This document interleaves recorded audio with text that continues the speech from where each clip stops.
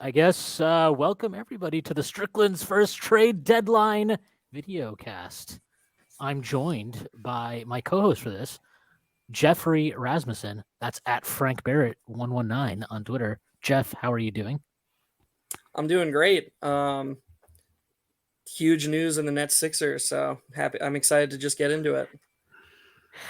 Yeah, that should be fun. And we are joined by our commander-in-chief, the head dictator, the authoritarian leader of the Strickland, Alex Wolfe. Alex, what's up, man? Yeah. We just decided to go live literally on the spot like 15 minutes early because of this Harden news. So, why not? Yeah, I'm here until I get summoned to go, do my locked on duties or whatever. So, hopefully the Knicks are coming Assuming up. the Knicks make a trade. Assuming the Knicks make a trade. Yeah, obviously. I mean, I think I'm recording a pod regardless, because then it'll just be like, what were they doing? Everything sucks. I hate life.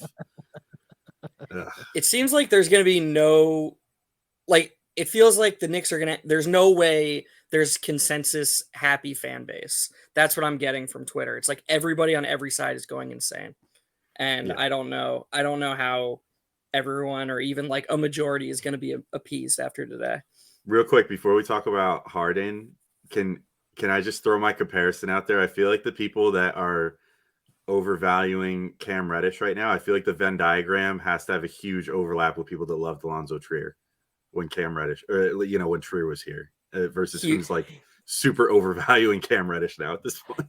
Yeah, like Absolutely. the thing is, I like Reddish in the sense of like I actually don't know. Oh, by the way, the second pick that they're trading is a protected 2027 first round pick, so not exactly the most thrilling deal ever. But like the Reddish thing is so weird because I mean, me and James talked about this on a pod like 2 weeks ago where, I mean, are we sure they traded for Reddish because they love him, or did they trade for Reddish because, yeah, he has some interesting tools and maybe that there are teams in the NBA that really like him way more than you do, and you can get him at a decent price that you think you can recoup or maybe even like get more of down the line. And like I don't understand, like, why the fuck is anybody shocked that he wasn't untouchable in trade talks? Like, yeah, why would they not? Like, he's not a franchise player, like it's pretty normal that he wouldn't be fucking untouchable. Who cares? It's fucking Cam Reddish. People need to get the fuck over it. Like, it's fine. Trade talks happen all the time. He was included. He's a fucking big boy. I'm sure he can handle it, and he'll be, if he fails in New York, it's not going to be because Leon Rose picked up the fucking phone and listened to a few trade offers for Cam Reddish. It's like the ultimate Knicks fan paradox where we simultaneously overvalue our players, but then all we can talk about is how much everyone sucks. Like no Nick should have been untouchable besides RJ, in my opinion. I don't think a single Nick, like if somebody is willing to overpay for Cam Reddish, yeah, it was exciting when we got him. I agree with you 100%. Like I'm actually higher on him than I'd imagine most are, or maybe not higher, but like more excited. I want him to have a chance in New York. Well, you've always been pretty big about like betting on tools over necessarily production for younger players, I think. For sure. And Cam is like, I think he's super toolsy. Like in terms of like a ceiling he's shown, we saw it last year in the playoffs. We saw him guard Middleton. We saw some of the stuff he can do on offense. Like the big question for him is, can he put it together and do it consistently? And I think he should be given that chance to do that. And I would be excited to see it happen in New York, but it would be insane for Leon Rose to be like, no, we can't trade him. He's untouchable. Like that's just stupid. I don't get There's that nobody on this roster that's good enough to like justify, like I just don't think there's like, who is on the roster that you're like, oh yeah, like he can't fucking have this guy in here. Oh, look who it is. Look who the fucking, what do you call it? The storm drug in, or whatever the fuck that saying is. It's Prez. Look at the cat drug in. Yeah, there you go. Is Prez alive? Yeah, Prez, you with us?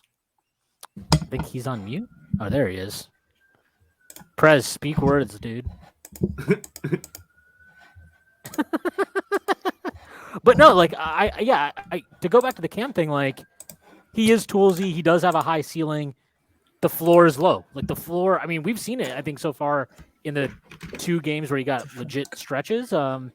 Like you can see why the impact metrics and the efficiency and all that stuff isn't there with him. Like it's not at a high level for him because he's just quite frankly like he tries to do too much. Like he has an idea of what he is as in his head as a player, and I think that like kind of gets in the way of, hey, like maybe you'd be better off doing less, and then we can build you out. Like we can build out from there. But yeah, I mean the key with him, I think, really is like, can you establish a foundation? And when you establish that foundation, then you can start adding all the cool like star type shit that he wants to be doing. And that pokes its head out on defense too. If you, I assume you watched the Nuggets game, and he had a couple of really nice defensive possessions, including that one where he stripped the ball handler, didn't get the ball, and then got back into play, and then used his length to get a steal. And it's like that was a really flashy defensive play that sort of showcased why he can be a good defender.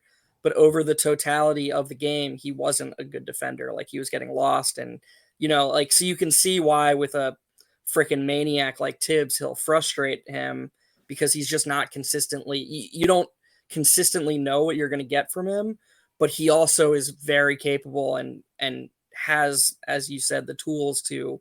He can be a really good defender. It's just a matter of whether he's going to get there or not. Yeah, I think my thing with the Reddish thing, and I've been saying this, like, I think I said this on Locked On Knicks too, like, if ultimately all Reddish ends up being is just a way to kick assets down the line a little bit, like if they manage to turn that protected Charlotte pick into a lightly protected Lakers pick, and they just sort of serve as the middleman for the deal that the Lakers couldn't, make happen with the Hawks, then I mean, I'd be fine with that. So far, I think it's hard to judge what Reddish has done on the Knicks so far because he's obviously like very much over trying to like show that he belongs in the rotation right now. And I think that's led to some of those weird mid-range shots and sort of uncomfortable looking attempts he's taking. But, I don't know. I mean, I'm not super sold on him. Obviously, I could see the potential, but I do worry that, a lot of what I heard from Hawks fans when I talked to them right after the trade was like, he feels himself a little too much. Like the fact that he was talking about like, I want to be more featured and this, that, and the other is a smidge worrisome, when it's like, well, what have you done to justify being potentially like this first or second or whatever option you want to be considered? And so I think the skill set is there. I wonder where his mindset is and how that's going to affect the rest of his NBA career, whether that's with the Knicks or if he literally gets traded 3 weeks after being on the Knicks and ends up somewhere else. It'll be intriguing to see where he ends up because there's a reason that he was, the number one high school recruit by a lot of guys in a class with RJ Barrett and Zion Williamson and others. And that's because they're racist against Canadians. Yeah, obviously. Yes. Wait, is that yes, because they wanted to put him over RJ right at the end just to stick it to Canada. But yeah, I mean, he's clearly got the talent. It's just it'll be how he can put it together, whether that's the Knicks or somewhere else. But I wouldn't fault them if they sort of just treated this as a transactional thing where because we've seen them do this before where they acquire first round picks and then just did it last year, for example, with getting that Charlotte pick, just kind of kicked the can down the line and said, you know what, we're not ready to move this just yet. So we'll just make a move that lets us stretch this asset a little further until we feel that we really need it. So if they do that with Cam, it would be a little weird, maybe a smidge disappointing, but ultimately not the end of the world to me, I think. I'm sorry. No, go ahead. No, go ahead. I just wanted to say, and yes, that is a house phone ringing. We have a house phone here somehow, which nobody has anymore. Back to the future, man. This is a quick comment. That mindset thing that you were just talking about, Alex, is so funny to me because it's so. I feel like fans are, and I'm not saying you're wrong, but I do think like fans are kind of results oriented with it in terms of like. If a player is not that good, or even if he's just like average, and he like feels himself too much, it's seen as like this, oh, like this is a bad thing. It's like it can't do a team. But then you got a guy like Kobe who like that's what made him Kobe, you know, like that's why he was so awesome. He was just like, I'm the fucking man, and you're like, so like it's such a thin line, but it's like if Cam ever makes it and like reaches his potential, all of a sudden that mentality is going to go from it's what's keeping him from being a passable role player and staying on the floor to it's what could make him a really freaking good player, you know? So it's like it's such a thin line in my opinion when you're talking about a mentality like that.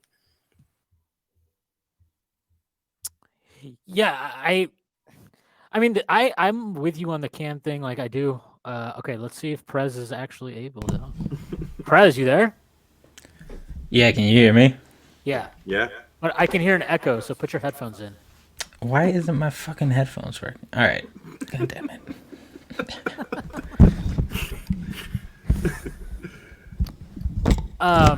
Yeah, like I think the Reddish thing is so weird because what the fuck? I can't hear my echo. It's so annoying. I just muted Prez for a moment until he gets those headphones. Yeah. No, but like the Reddish thing is so weird because yeah, I understand. I mean, people want this shit to be like linear. Like, oh, well, you get Cam, and therefore Cam is now clearly an integral part of your future. And I just don't see it like that. Like, I don't think that's how the league operates. I don't think team building works like that. Like, I mean, look, let's go back to this. There was a report. I think Jake Fisher had it. I don't know if he reported it like actually in writing or if he just said it in a green room, but he talked about how the Knicks had offered Fournier and a first for LeVert. And I mean, look, I'm assuming that was like a lotto protected first because what he ended up going for was a lotto protected first and then a high second, right? I think that's what the overall deal was basically. But like, I don't really have a problem with that for a few reasons, right? Like people will be like, well, see, they're just trying to like use an asset to get off of the stage. And Jesus. Prez. I don't know. I don't know what's going on with Prez, but like I don't view it like that. What I think happened is probably, look, Fournier has. I don't think he's actually been that terrible for us. I don't think he's been great. I don't think he's been terrible. He's been shooting fucking lights out. I think spacing that he provides has value, even if it's not the value we hoped and impact we expected, maybe. But like, I view that as they're looking at this team. And how often do we watch this team? And like, yeah, we can sit here and bitch about Tibbs's coaching, his strategies, rotations, blah, blah, blah. But like there is, without Derrick Rose especially, there's a fundamental lack of dribble penetration on this team. Like they are not guys that can get into the paint consistently without a screen, right? Like we can sit here and say RJ Barrett is getting into the paint a lot more. But how often does he do that without needing a screen, right? Like he always needs to get a screen and have that to create separation. And that's okay, but like, jeez. Prez trying to get in here from a wind tunnel. Prez, what is going on, bro? But like, I don't know. I just don't think it's that big of a deal. Like, I think, is LeVert the end game of your team building? No. But like he serves a purpose for you right now because what did we see with Derrick Rose, right? When we got Derrick Rose, he automatically not just lifted the team, but he helped slot guys into roles that made sense for them, right? Like he helps position your young players and stuff like that in situations that are actually optimal for their development. And does that mean I don't want Emmanuel Quickley ever playing point guard? No, that's not what that means. But I do think that like he benefits from not having to do that at all times when he plays. And I think Rose gives you a dribble penetration threat that nobody else gives you. Does that mean I don't want Obi Toppin getting post-up opportunities? No. But I also think that like Rose activates Obi in a pretty unique way on this roster.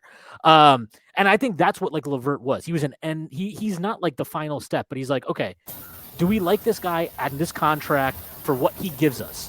You know, if you look at LeVert's numbers, he's not like some fucking advanced stats all-star or something, but he averages like 15 or 16 drives per game, I think, in less minutes than RJ.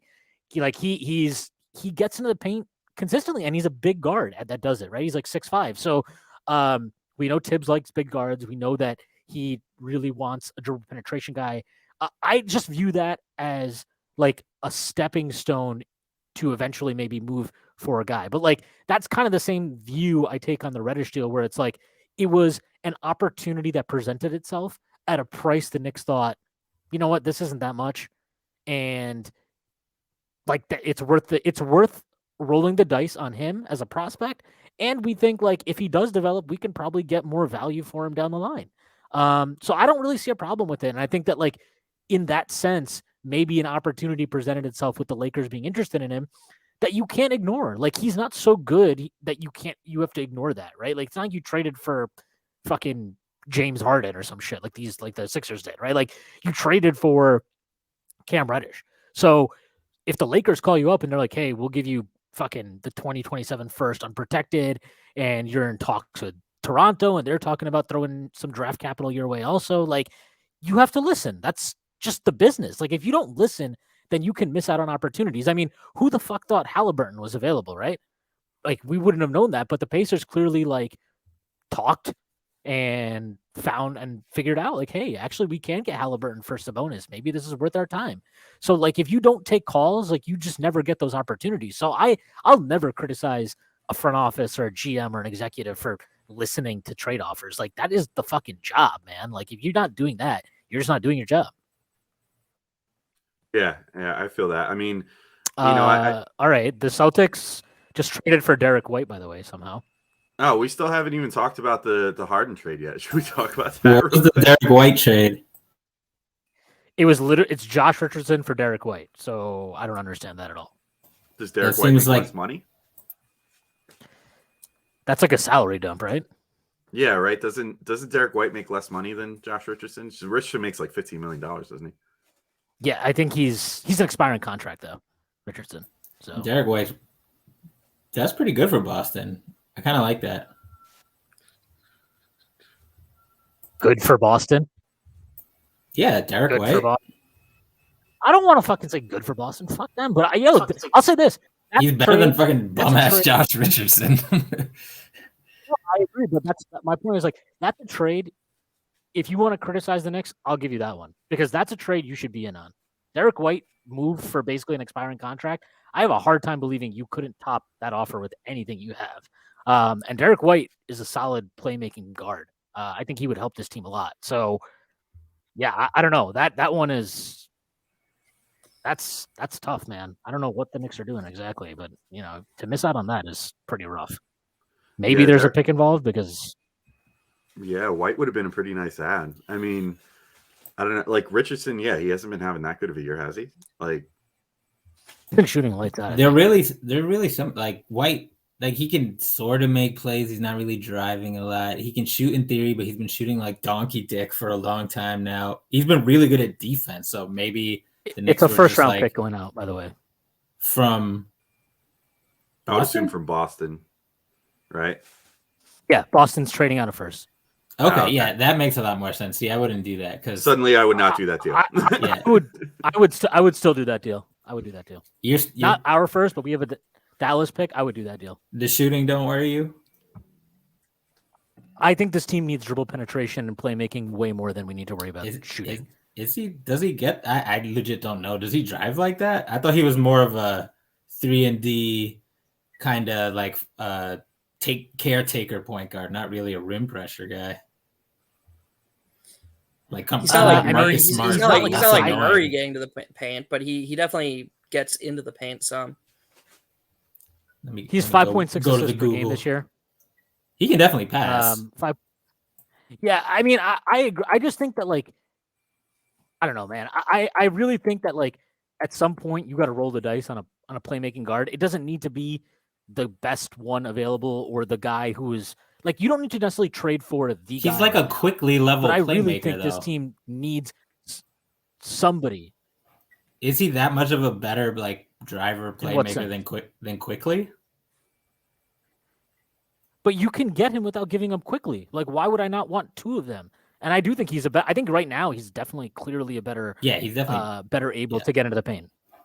Word. I mean, he's averaging 12 drives per game this year and 30 minutes per game. So like that's decent, yeah. And to be fair to like your concerns about him, he is sharing the floor with DeJounte Murray, who like is the primary a lot and scrambles defenses more so than White does. So maybe he benefits from that. But yeah. Wait, Shwin, can we earlier talk you, about? Yeah, he's sorry. like less than 20. He's like 16% of his shots at the 0 to 3. So that's all right. That's like I don't think he's meaningfully changing the rim pressure equation for the Knicks, but he'd be our best perimeter defender, which is saying something. So real quick, Tommy Beer says, sorry, this is just real confusing that this just came. Apparently Brian Windhorst, Tommy Beer was just like transcribing this. Windhorst says one reason the Nets acquired Andre Drummond with the Sixers is because they're looking to flip Nick Claxton along with possibly the 2 first-round picks they hit from Philly in the next 90 minutes before the deadline arrives. Flip for what? That's Yeah, what I'm what? like, Eric what? Gordon? Well, and also Nick Claxton makes like I mean, $5, doesn't he? Like, what are you gonna? What well, salary no, do they have but laying they'll around? attach Joe Harris. Oh yeah, that's true. Yeah, that's right. Because Harris is out. So yeah, and he's got So it. some Harris, teams should jump on that, right? Like Harris is the good. fucking Knicks should Claxton jump is on good. Who are we sending? Who the fuck are we Fournier? sending? Yeah, Fournier. I guess. Yeah, Oh my god, let that would be the ultimate fleece. let me just get mad about the Knicks a little bit. No, look, like okay, the White thing doesn't. I guess it doesn't. I don't hate it now that like Boston is trading out of first too, but like I just feel like we're sitting here. I would rather trade. I would rather give up a future asset for a player that I think can materially help us on the floor right now than hoard it because we're waiting for the day that Donovan Mitchell or fucking Devin Booker or somebody is going to request a trade. And like, I'm okay with that, like but it has to be like, it can't be like Derek White is, to me, is too close to the shit we already have. And that's great to have more of it because it's not a bad thing, but it's not filling the hole. It's just like random talent acquisition, which is, wouldn't be bad, but like, that's not targeted to me. So let me then throw this back at you, like, because we talked a little bit about Karis LeVert, but you think LeVert is materially different than Derek White then? Oh yeah, they're way different players. But what LeVert's good at is the rim pressure, like in a real way. And he like White is solid at getting to the rim. He's not afraid of the rim like some guys are. But I don't think he's gonna bend the defense and create out of his drives. You know. He's not super explosive. Yeah. He's legit. Yeah. And I don't think he's a 30% shooter or whatever he was shooting this year. Like, he's definitely better than that. So he's legit. It'll be good in Boston, even though they're kind of in some way looking for the same thing, right? Like, that's the one, like, he's definitely better than fucking Schroeder or whatever on the whole, I feel like. But now what are you going to do? Have Marcus Smart and White and nobody's driving except for the Jays? Like, the defense is great. Well, sure, I guess, but it gives you more of a connector, though, right? Like, so definitely. when Tatum and Brown do their thing, like, and kick out, like, White can like multiply that advantage. He won't just be like, you know, I mean, we see this with the Knicks all the time, right? Like, say whatever we want about Julius, but how many times do you like see him draw a double kick out, and then fucking Fournier will like pump fake? And I'm just like, bro, what did that do for us? Now we got to reset this entire motherfucking possession. And we got to watch your whack slow ass try to like cross some dude up and probably get your shit picked. I don't know. I just needed to slander Fournier, I guess, because that was really unnecessary. Look, Fournier, I mean, everybody knows I'm like Fournier apologist number one, but like they should. I'm sure they're looking for Fournier trades, but like I feel like I'll save this for another time. I don't want to go on my Fournier defense rant right now. Damn, save. The street's too hot right now. I can't. I gotta let things cool off a little bit. I guess we're all right. No, but let's get back to the Harden thing. Pod Strickland, right? Yeah, the Harden thing. Yeah. Let's do Alex. You're all about this trade, so. Yeah, Joel Embiid just tweeted out the RIP Bozo showed up to my hater's biggest funeral, or my biggest hater's funeral, to make sure he was really dead image, which was amazing. Yeah, I don't know. I mean, I thought that the freaking Nets honestly, I thought the Nets cleaned up in this trade. Like, I don't know how they managed to talk Morey into this huge of a package, but like they get what was it? They get final. I gotta scroll so many damn tweets to find the final package here. They So wind up getting it's Simmons, Curry, Drummond, the 2022 first, and then the 2027 first, which is protected. I think it's lottery protected. I'm not sure exactly though. Yeah, I mean, I think that's kind of a haul for the Nets. As much as I hate to give them credit, like for the situation turning south as quickly as it did, with Harden, which is just insane. I mean, the Sixers just became. I mean, I like Embiid, but the Sixers just became extremely unlikable just by adding Harden. Not that the Nets became more likable, but I mean, to get Curry out of that, I feel like that was kind of the steal of that. The 2 first-round picks are great, but like to get Curry in addition to Simmons, I think is pretty impressive. Like, I think that he's going to fit really well with what they're doing. They need another shooter, and now he sort of replaces Joe Harris in that role of being able to get like 18 to 20 points a game, shooting well from 3. Patty Mills, Seth Curry, Spider-Man meme. I mean, they could also flip one of those guys now too. Yeah. Yeah, like definitely. It's not outrageous that you would trade. Like Curry has value in trade for sure. There are definitely teams that would take him. Yeah, so they just turned into a 3-teamer real quick to... before the deadline. Yeah, exactly. Right. Yeah. I mean, because it's definitely not official now if they're still talking about like potentially flipping Claxton and all this other shit, right? So I'm sure, they're not. I don't think they're done. I think they probably. You know what? They're probably going to try to get Jeremy Grant, right? Isn't that like ultimately what the move is? Yeah, that would be a fun non-shooting combo. Can you imagine Jeremy Grant and Ben Simmons? You add that to their lineup. Jeremy can like fake shoot. Yeah, he can fake shoot, but emphasis on fake this year. I mean, I like Grant, but he's really not shooting good this year. Yeah, that's because he's fucking playing with a bunch of bums. Yeah, I'm surprised the Sixers didn't ask for even just like Mills. Like, how did they have what shooting do they have on their team next to Harden and Embiid now? They still got Harris. They've got Danny Green, I guess. They've got Harris, Green, Maxey. That's 40% shooters, right? Yeah, I don't know. I feel like you still want like someone with better. I don't see Harris and Harden can shoot. Yeah, but Harden's gonna have the ball all the time. Like that's what Harden does. Harden doesn't. Mm-hmm. That's the whole reason he didn't work in Brooklyn. He probably got sick of like having to share the ball at all, which is why I'm surprised that, to Alex's point, that the Nets got as good a package as they did. I don't get like what leverage they had. Everyone knew Harden wanted out. He hasn't been really that good this year. He didn't. And Harden, like, sorry to interrupt, Harden has proven too, like, to be potentially even a worse situation than Simmons, because Simmons at least has the decency to not show up, period. Whereas like Harden will literally show up, go on a basketball court for you, and like just take a dump on the court. And he would have done that for the whole rest of the year for the Nets, I feel like. You know, so like I don't think they had any leverage either, to your point, but sorry, you can go ahead. No, it's just, I just feel like you need with a guy like Harden who carries the usage he does, and I feel like you need someone with more pure 3-point shooting gravity. I don't see Danny Green and Tobias Harris as those guys. Like I agree with you, Prez, that they can shoot, and they're fine shooters. I'm not saying they're bad shooters. It's just I'm probably being a little bit too nitpicky here, but with the lack of leverage, I really hate that they gave up Seth Curry, and I think they're gonna regret not having someone like Curry. But someone like Curry is definitely helpful, and they definitely have some depth questions. But like that lineup of Maxey, Harden, Harris, Embiid, and who would the fifth person be? Danny Green, probably.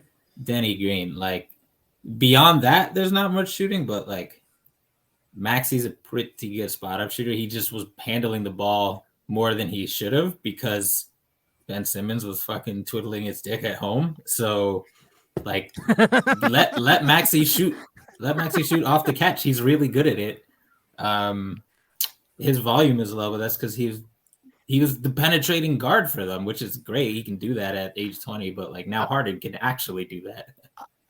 I love that the trade is like it's like two superstars, and Prez's angle is so draft oriented about how it can impact Tyrese Maxey. Let's talk about this deal's impact on Tyrese Maxey and Kessler Edwards. And Isaiah Joe. Don't forget Isaiah Joe. No, I like will most I think certainly forget Isaiah Joe. you liked him though, right? Anyway, I will say this: like I think that Simmons. I don't the Nets thing. Like they got a good package. Like they got the best that they could do. I think in this scenario. So shout out to them. But one, I don't want to hear anybody pretending this is some like fucking amazing job by Sean Marks. This is obviously a failure. This is a decent pivot though. So whatever. Congrats to him. Fucking loser. But I will say, like, for the Sixers, I mean, look, I don't think Harden is anywhere near as good as he's been. I've been saying this all year.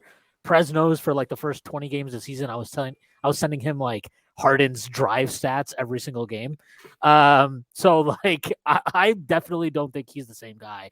And I've been on that shit all year. But I mean, as much of a playoff choke as Harden has been at various points, like he's clearly an upgrade on Simmons. And I think in the playoffs, like I'll still bet on Harden this year in the playoffs over whatever Simmons and Seth Curry are giving me. And I don't give a shit about the picks. The pick this year, especially, I don't give a fuck about at all. I mean, that pick doesn't matter because as soon as it's out the door, you still got 2023 to deal. You still got 2025 to deal. So Morey still has ammo to make moves down the line. And like, let's be real. I mean, this team still has plenty of fucking shooting. You've got Harden, you've got Maxey, you've got Tobias Harris, who I think he's had a down year, but I still think he has gravity as a shooter. You know, they're fine. Danny Green is still there, who's like the timeless fucking 40% shooter somehow from three. Where's Mike Scott? Yeah, Mike Scott, bring him back. They should trade for Alec Burks, by the way, and give us a first round pick. But like, would actually honestly, the sense. Sixers. I feel like the Sixers open up as a destination now, sort of. I mean, that they maybe wouldn't have been before trading Seth Curry. Yeah, cheap bench shooting. Yeah. Do they have a contract to match though? I don't know if they have a contract. That's a problem, right?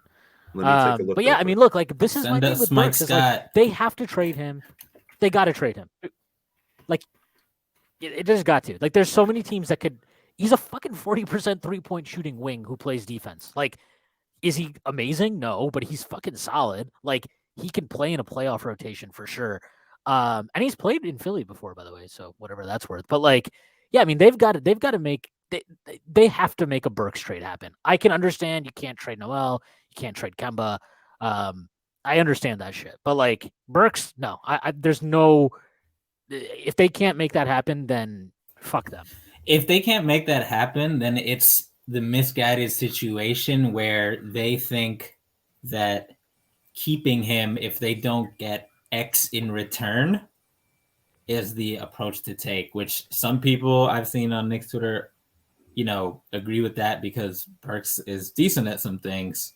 But I guess where I disagree with that is that even if he is useful and versatile in his own way, I don't think that's important because we're not fucking going anywhere and we need to free up time for other players. And I think that's more important than whatever marginal on-court upgrade AB gives you when he's playing well, which he hasn't for like 2 months.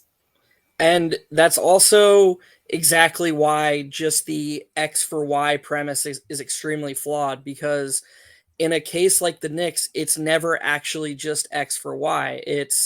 So let's say, you know, Burks is X and whatever his return is Y. You have to include that in the scenarios where Burks isn't on the team anymore, the trajectories of the more important pieces increases. So not only are you getting Y, but you're also getting a Quentin Grimes that plays 5 to 10 more minutes in a game or per game and has a more substantial role that increases his value next season incrementally. And that has to be included in the value of trading Burks. So it's not just like, it would be ridiculous if Burks doesn't get traded because they're like, well, we see him as worth this and we could only get 90% of this, because the value in getting Grimes to play more, the value in seeing what you have in Reddish, the value in quickly taking on more of a role and just letting him fail in a season that is doomed from an absolute winning standpoint. All these things have value to the team long term. And by the way, I fucking hate the idea that people say all the time that it's like, oh, Tibbs is never going to tank. Like, it's just so insane to me to imply playing the guys who have actually been helping you have a chance to win is viewed as tanking. Like, quickly playing more is tanking. What is playing Kemba Walker then? That's trying to win? In what backwards universe is that? That doesn't make any sense. So I just think that making no moves, like, I mean, Shwin was saying, okay, well, I can see if they can't move Kemba or Noel. Those two need to be shut the hell down. Like, they're not helping you win now, and they're killing you in the long term. Like, this will be really, really bad if nothing happens, in my opinion. And here's the other thing too. Like, Stacey's been banging this drum since the Denver game, but like, I'm so over the idea we need to trust fucking Tibbs's fucking talent ID, which Prez has been talking about for over a year now. But like, he didn't play Grimes until he had to, basically. Grimes comes in, and now he's a fixture in the rotation, and we're all like clamoring for him to get more minutes. Okay. Like, Deuce got he got like 2 games, really. He got a shot for like 2 legit games. And then, you know, he played really well against Golden State. He killed it against Houston.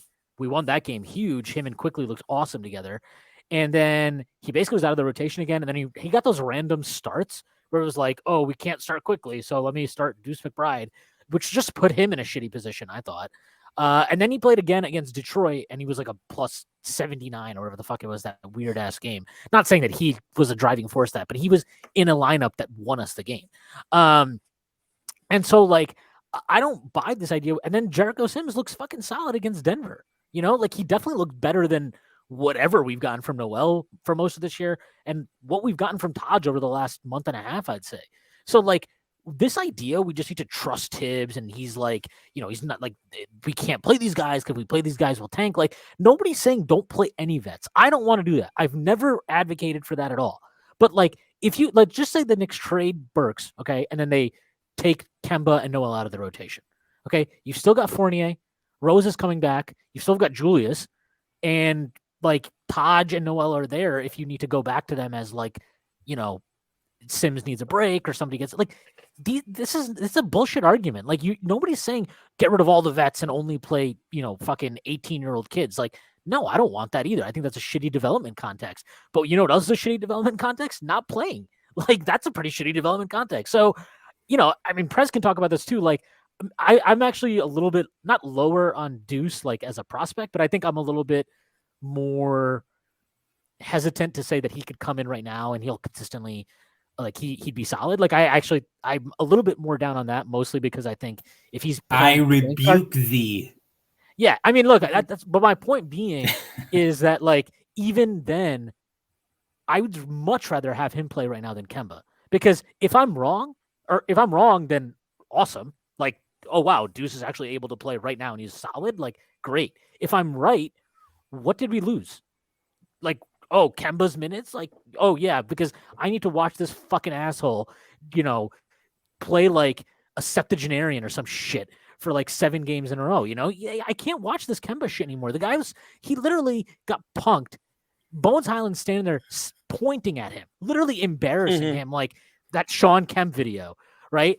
And his reaction is just to smile, get up. Like, that is the sign of somebody who is so fully aware that they are cooked. That's what I do when I play against good competition and somebody catches my ankles.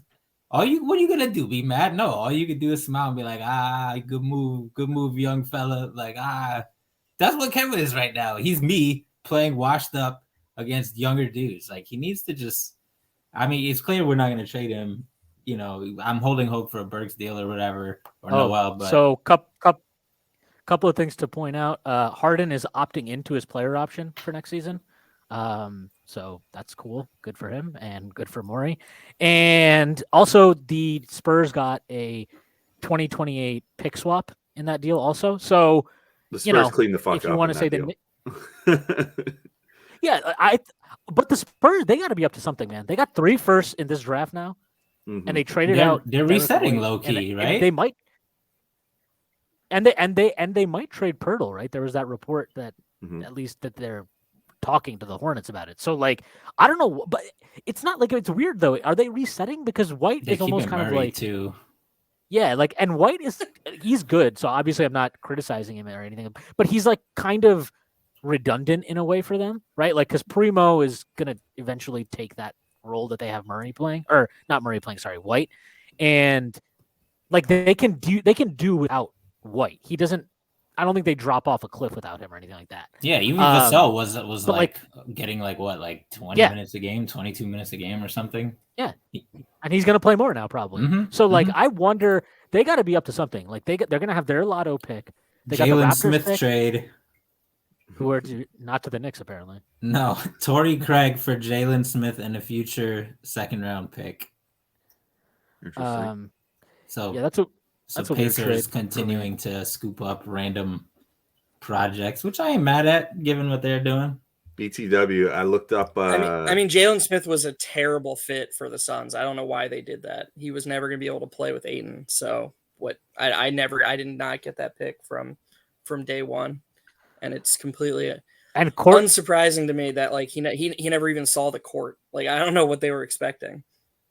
Yeah, and there was a lot of better talent available there too that they could have taken. And but I mean, like for the Torrey Suns, Craig they in get Phoenix, though. Yeah, I mean, he goes back to a team that he went to the finals with last year. So yeah, I mean, that's definitely a good move for them. I mean, look, our Discord is going crazy about we didn't get Jalen Smith. Shut up, guys. Like they don't want what we have to get Jalen Smith. Get the fuck over it. Jesus Christ. Not every trade is like an indictment of the New York Knicks front office. Fuck off. Yeah, if anything, they should be cheering because this might mean that Miles Turner is on the move. Like, dude, like, yeah, Miles Turner, let's go. Miles Turner, let's go. People got to remember, we saw Jalen Smith hooping with Chris Paul. That's the biggest asterisk of all asterisks for big man. This motherfucker turns out all NBA, not all star, all NBA seasons for big men for most of his career. Yeah. I did look it up, by the way, for the Sixers to jump back 15 minutes in conversation. Potentially a deal that could work for the Knicks if they were going to trade Burks to the Sixers. And I feel like this would be something that the Sixers would be interested in potentially. Korkmaz and then Jaden Springer and Paul Reed would get it done. That would match salary for Burks. So it's not one contract, but that's given up.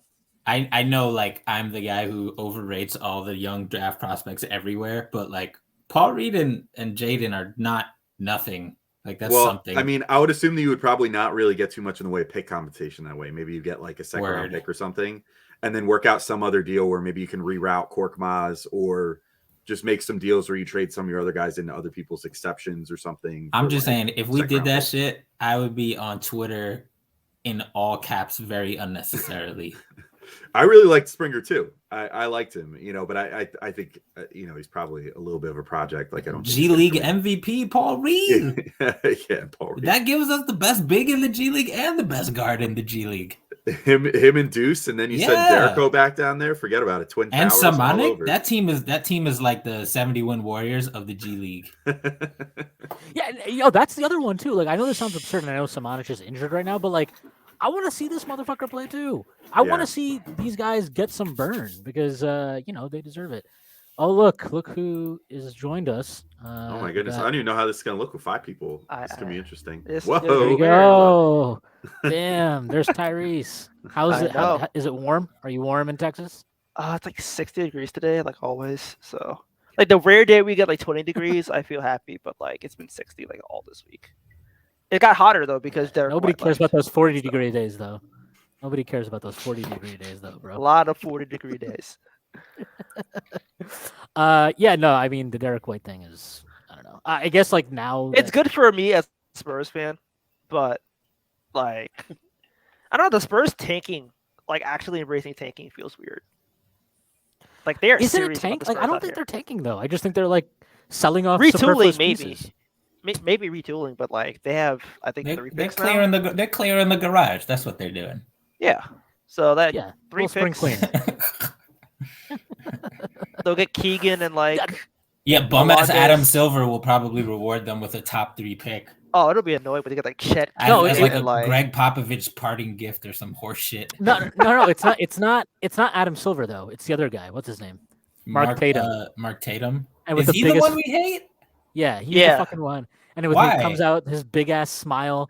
Oh, the Knicks get the 7th pick. Congratulations. You moved down 7 slots, guys. Like, eat shit, asshole. They're going to like change the rules for the Knicks so they can move from like 7 to 14 this year. The Knicks have fallen out of the lottery. And they end up with the 18th pick. The Knicks are officially the play-in. The Knicks have been assigned the play-in loss of the Celtics or whoever, or the Knicks Wizards, have been assigned whatever. the play-in game loss versus Ben Simmons and Kevin Durant. Heyo. All right, I'm gonna go and cede room for the youth. Tyrese, enjoy your time here. May you have less technical difficulties than I had. Everybody else, I hope by the time I'm done with my real job stuff that Alec Burks is fucking on a plane out of New York. So talk to you later. All right, see you, buddy. All right, man. Later, Prez.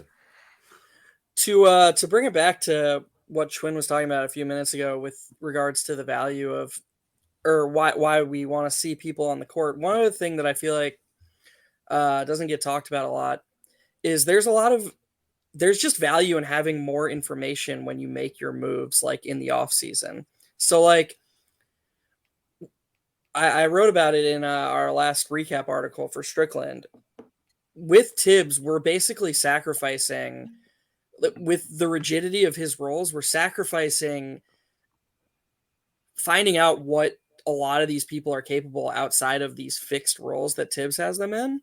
So like we drafted Obi Toppin 8th overall, and we're about to go into his we're about to be entering his 3rd season, second off season, with no idea if he can share the court with Julius Randle, aside from the spot minutes he's played with him, where they've played really well.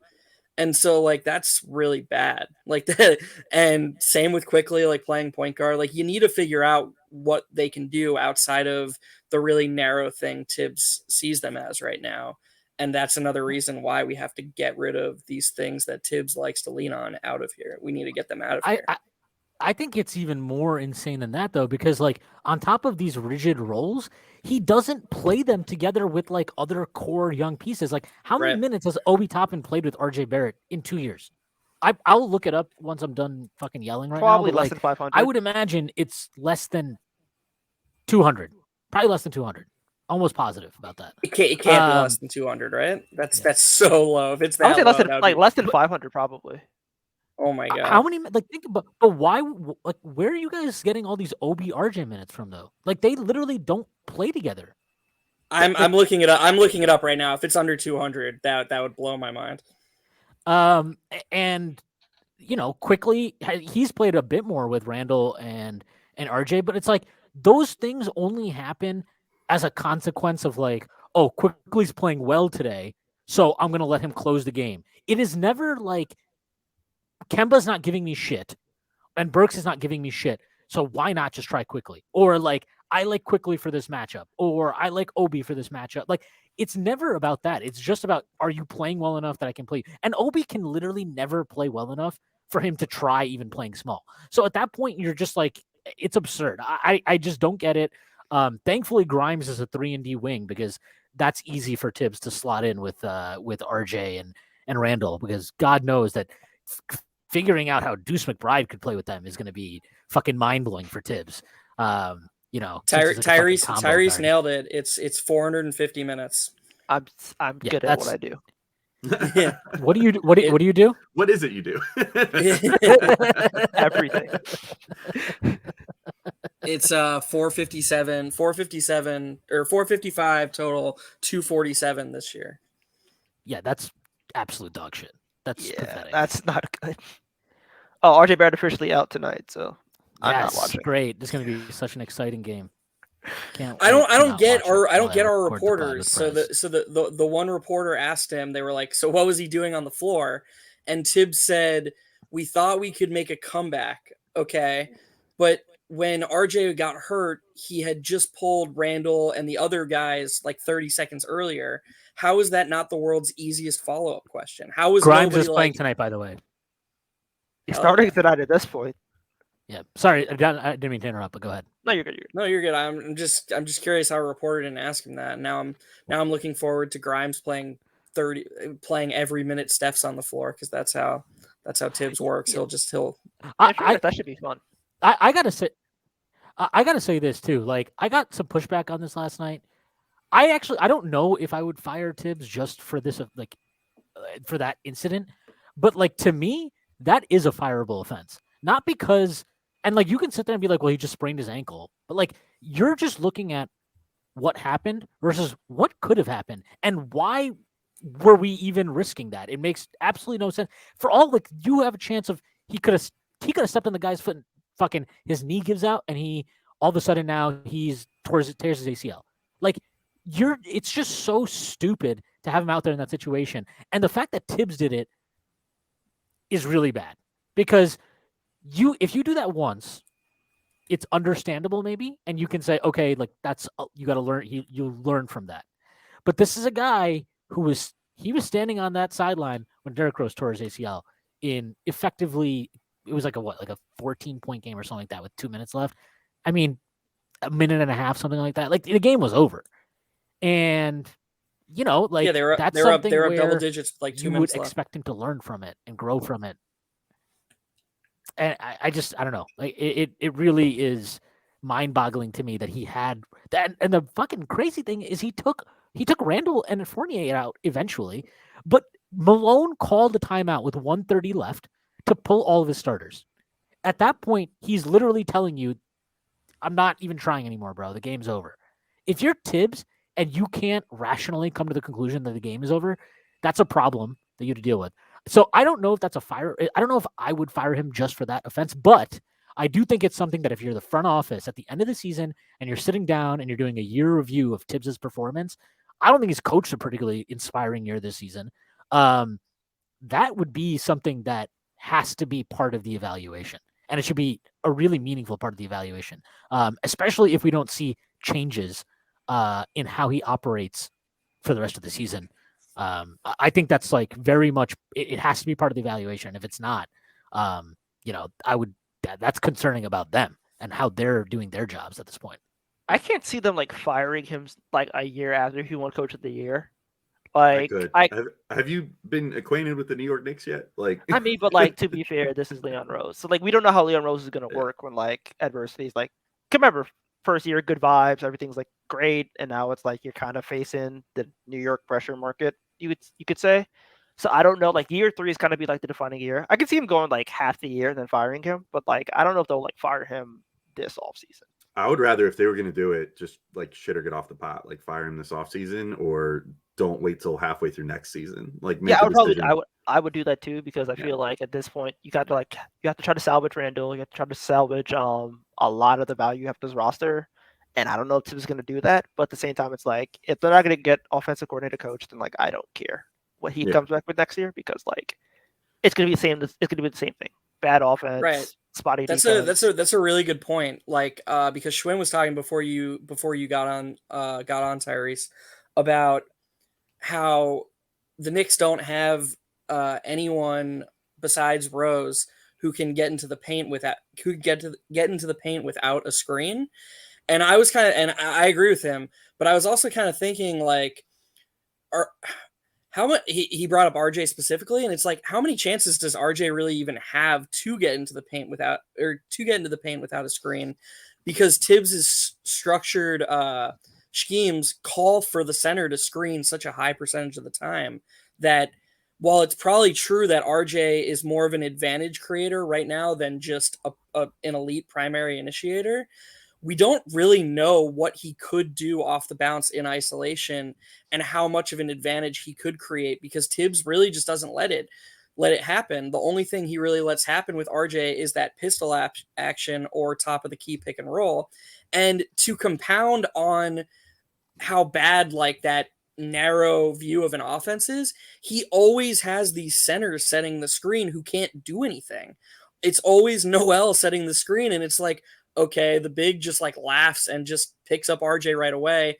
And then the wing who's being screened just trails. And all of a sudden he's boxed in. It's a 2-on-1, and the guy they're leaving on his own, Noel, can't do anything. And so it's just like, these are useless screens. And yeah, I mean, I'm just ranting right now, but you kind of set It's- it off when you're no, when it's- you're it's talking like- about the shitty screen. When you're talking about the shitty It- Thibodeau offense, that's what you get. It's very frustrating.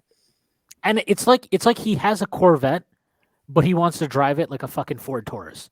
Like, bro, it's like, what the fuck are you doing? Like you just talked about the screen thing. You don't have to fucking screen with fucking Nerlens Noel or Mitchell Robinson every fucking possession. Like, it's fucking mind-boggling to watch this shit. Like, Julius Randle is easily the most dynamic role man on the team. It's not even close. And it took us like 50 fucking games to finally start using him consistently as a role man. Like, what the fuck have you been doing all season? You know, like, oh, we got they've got data analysts up the ass. I have a very hard time believing all of the nerds that Leon Rose has hired are sitting here telling him that, like, yeah, Tibbs is doing fucking bang up job, bro. Like, no, get the fuck out of here. There's no shot they're saying that. To go back to the center thing, he refused. Like, there is no other team in the NBA. You can watch League Pass on any given night. There is no other team in the NBA that consistently has to face the opposition center at the rim on every fucking possession. Every possession. There is never a possession where you have Mitchell Robinson go set an off-ball screen and then to clear out the big, and then that clears out the paint for RJ to drive or whatever. It is always the on-ball action always involves the center setting a screen, and that clogs up the offense so much that, like, yeah, you can sit there and tell me you don't have a stretch five, but, like, all that tells me is that you have no creativity. If that's your excuse for why you can't space out the floor or clear the paint more for drives, like, it is a joke. And, you know, this team, you look at the stats, they take like the 10, I think they're top 10 in shots at the rim. They're also bottom 10 in percentage at the rim. Yeah,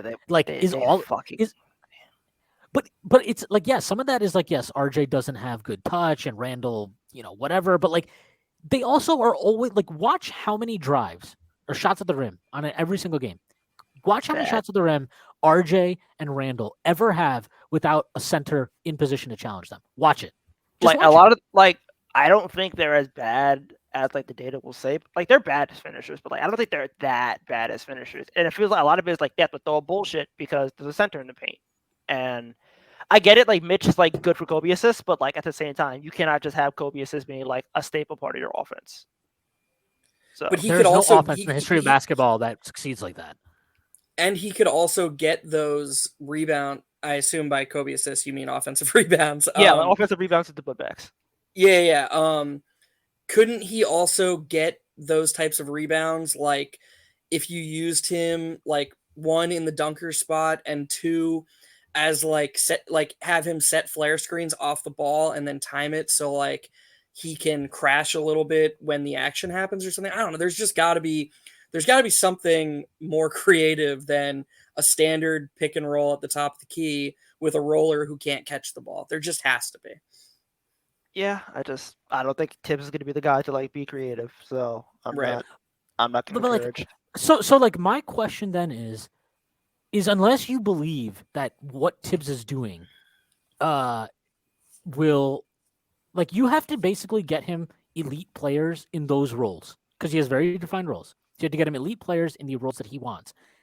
But if you don't do that, he's not going to ever work to, like, find some creative solution to it. And so, I don't know, man. Like, the more, if I have to sit here through the end of the season and watch us do absolutely nothing different with the same fucking vets eating a bunch of minutes, I'm going to fucking blow my brains out. Like, I'm going to go get a gun license, buy a shotgun, and literally stick it in my mouth and pull the trigger.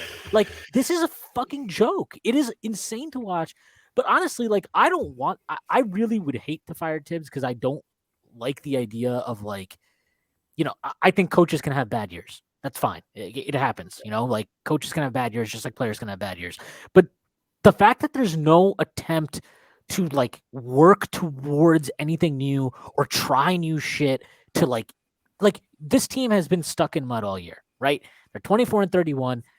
There's no reason that you need to be attached to your precious rotations and fucking strategies and schemes and all this shit. There's no reason for it. So if you are not willing to try anything now when your team needs a spark, right? Like, you need, like, if your goal is we want to fucking find a way to get into the playoffs. Okay, so your team needs a spark. You got to find something new. How is it a spark to just keep doing the same shit over and over and over and over again? Like, if that is your idea of finding a spark, then ultimately after 82 games, thank you for the first year.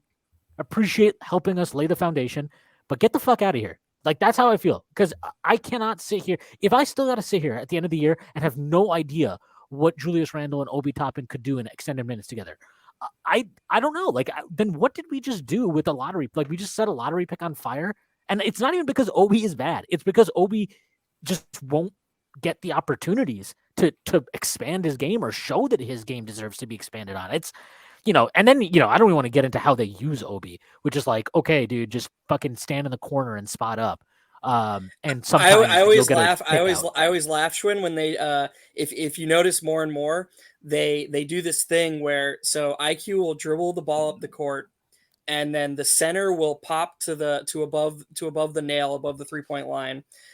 IQ will throw him the ball, and then Obi will come from the corner up to the top wing, and the center will throw Obi the ball, and then he'll go screen for IQ, and then Obi will just toss the ball right back to IQ.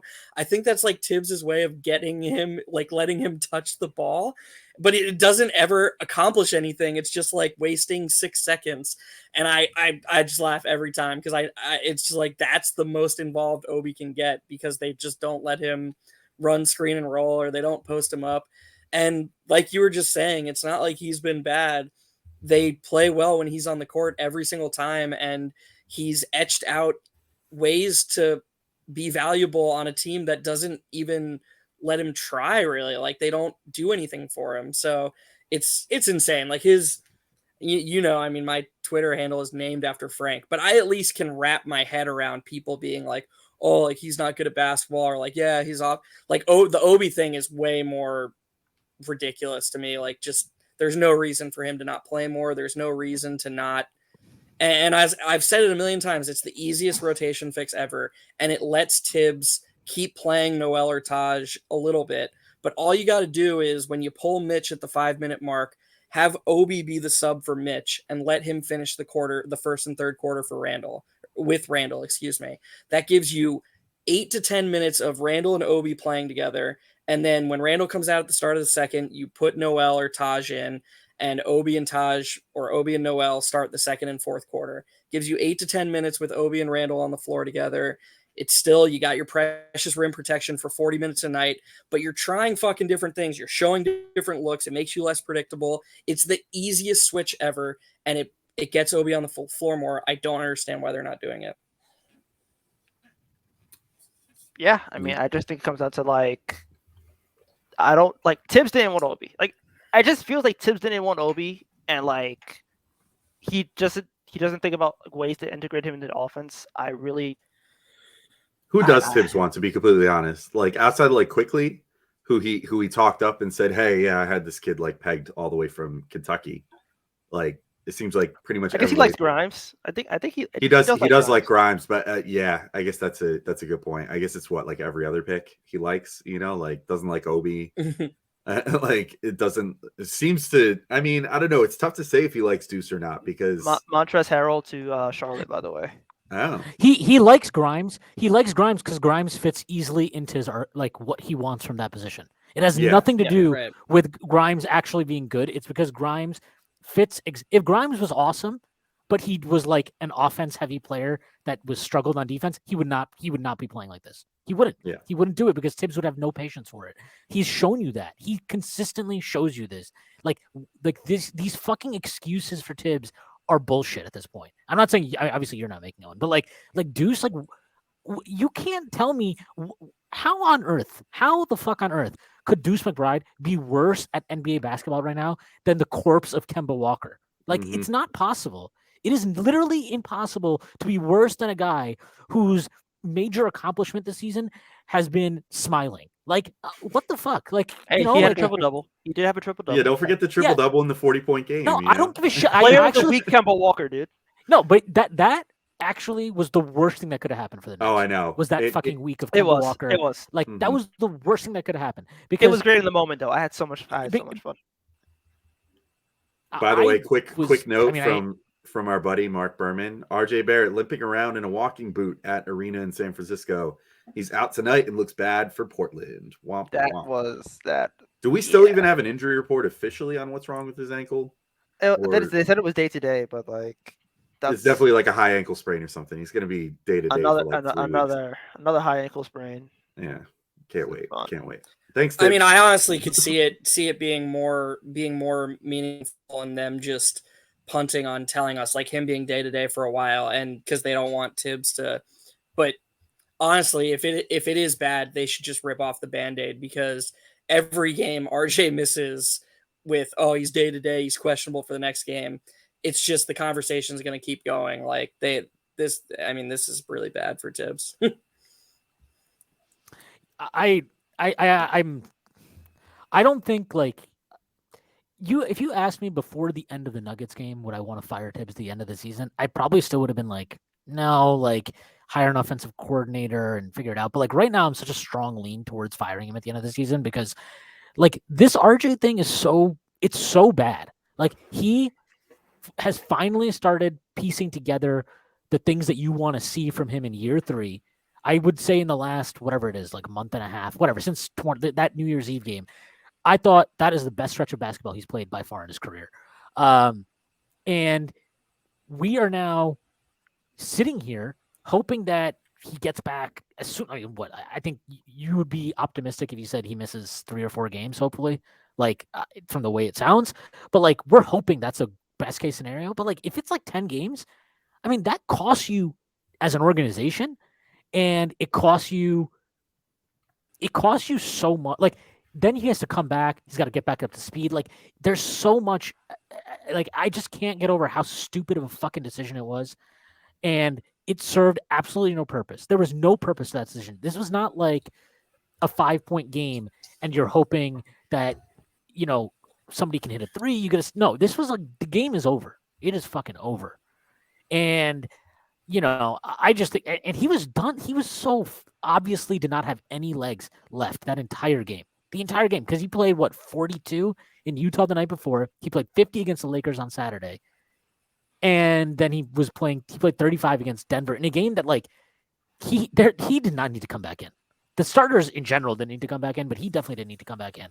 And, you know, I don't even know what to say about it, because I just think it's awful. And it's definitely concerning, to say the least.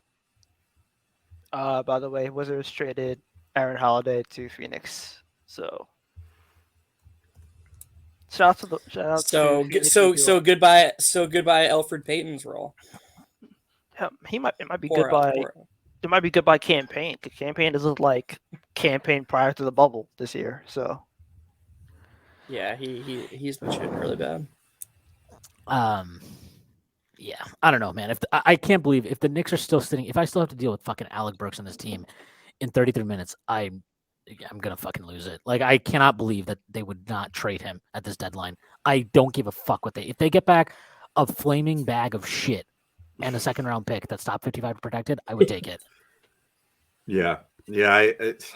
Him, and I mean, they gotta find some sort of final solution with Kemba too. I don't know if it's gonna end up being that he gets traded, but I mean, they got to be unafraid to just be like, Kemba, you're benched again, you know, and just be like, you're out of the rotation. Like, Tibbs did it once. I don't understand why it's taking so long for him to do it a second time, other than if they were saying, like, well, showcase him.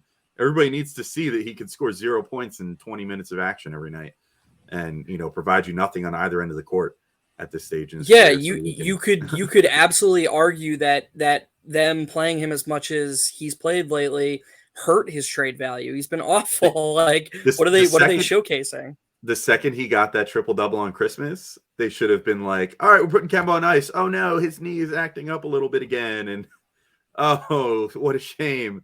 You know, but don't worry, it's totally healthy. Like, just start saying to teams like, no, we're just holding him for trades now. You guys know the drill. You know, like, leave that as everybody's lasting memory. Like, the fact they kept playing. I was talking to Prez about this. He brought this up, actually. And he brought up a good point where he was like, look, like, these guys aren't stupid. You know, like, they know that Kemba is fucking cooked out here, right? They know that.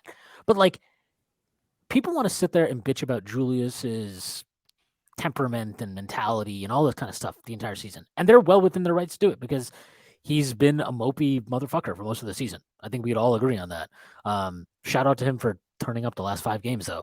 But, like, what does it do to you as a player if you're Julius Randle and every single night you know you're going to start next to a point guard who has nothing. He has nothing to give you. He cannot give you anything on offense. He cannot give you anything on defense. And you know that he's still going to start because Tibbs will not change.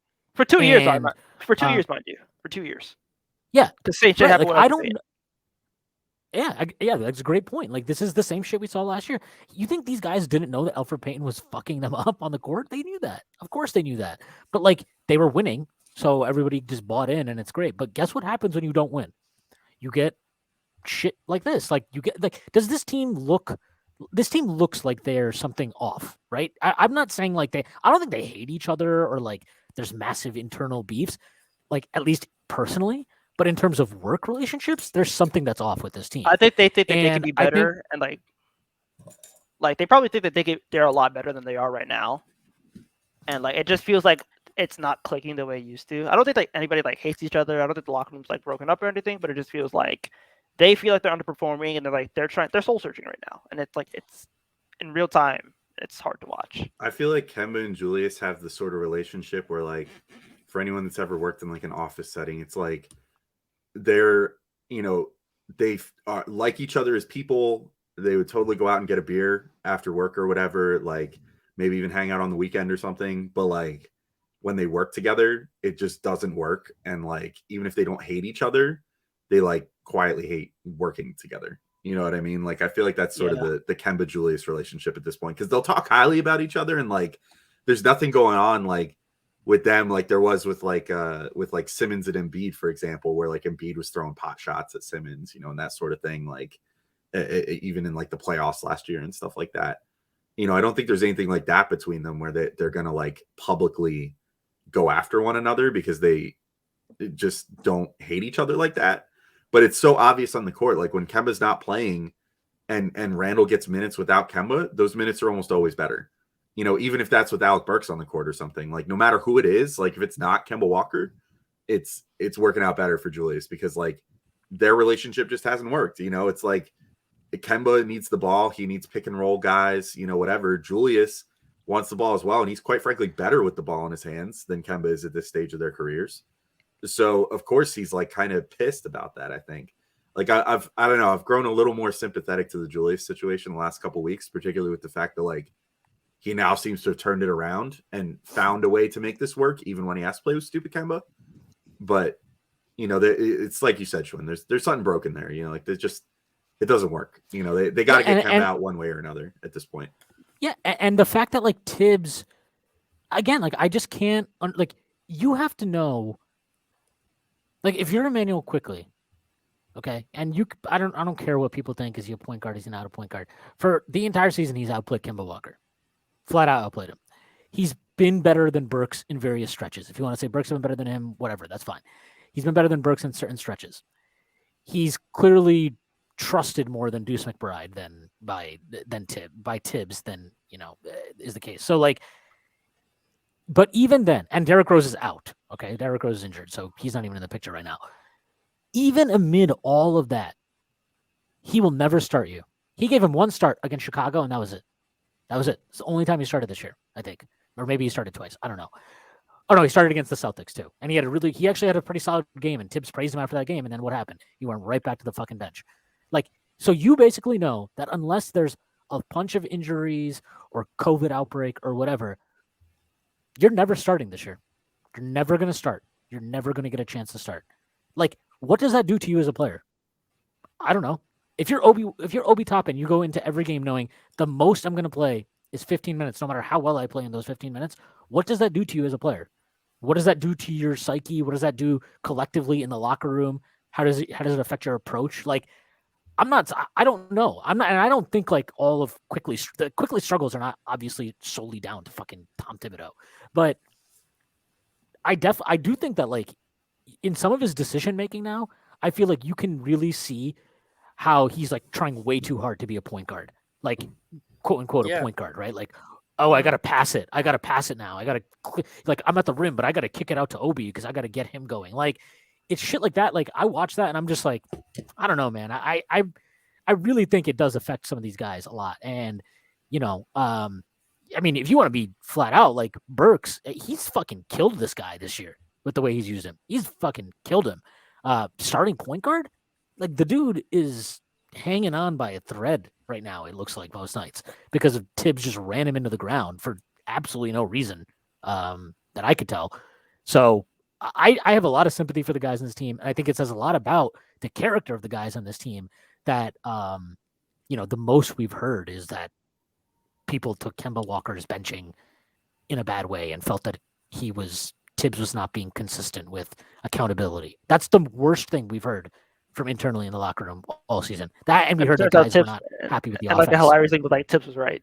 So like, that was just funny. But it just feels like when you're like a young player and you don't have like room to grow as a player, like it's demoralizing. It makes you feel like, it makes you feel like you're not good enough. You're not being put in a situation to succeed. And like last year, you could excuse it because the team was winning. When you're not winning and you're doing the same approach over and over again, it just feels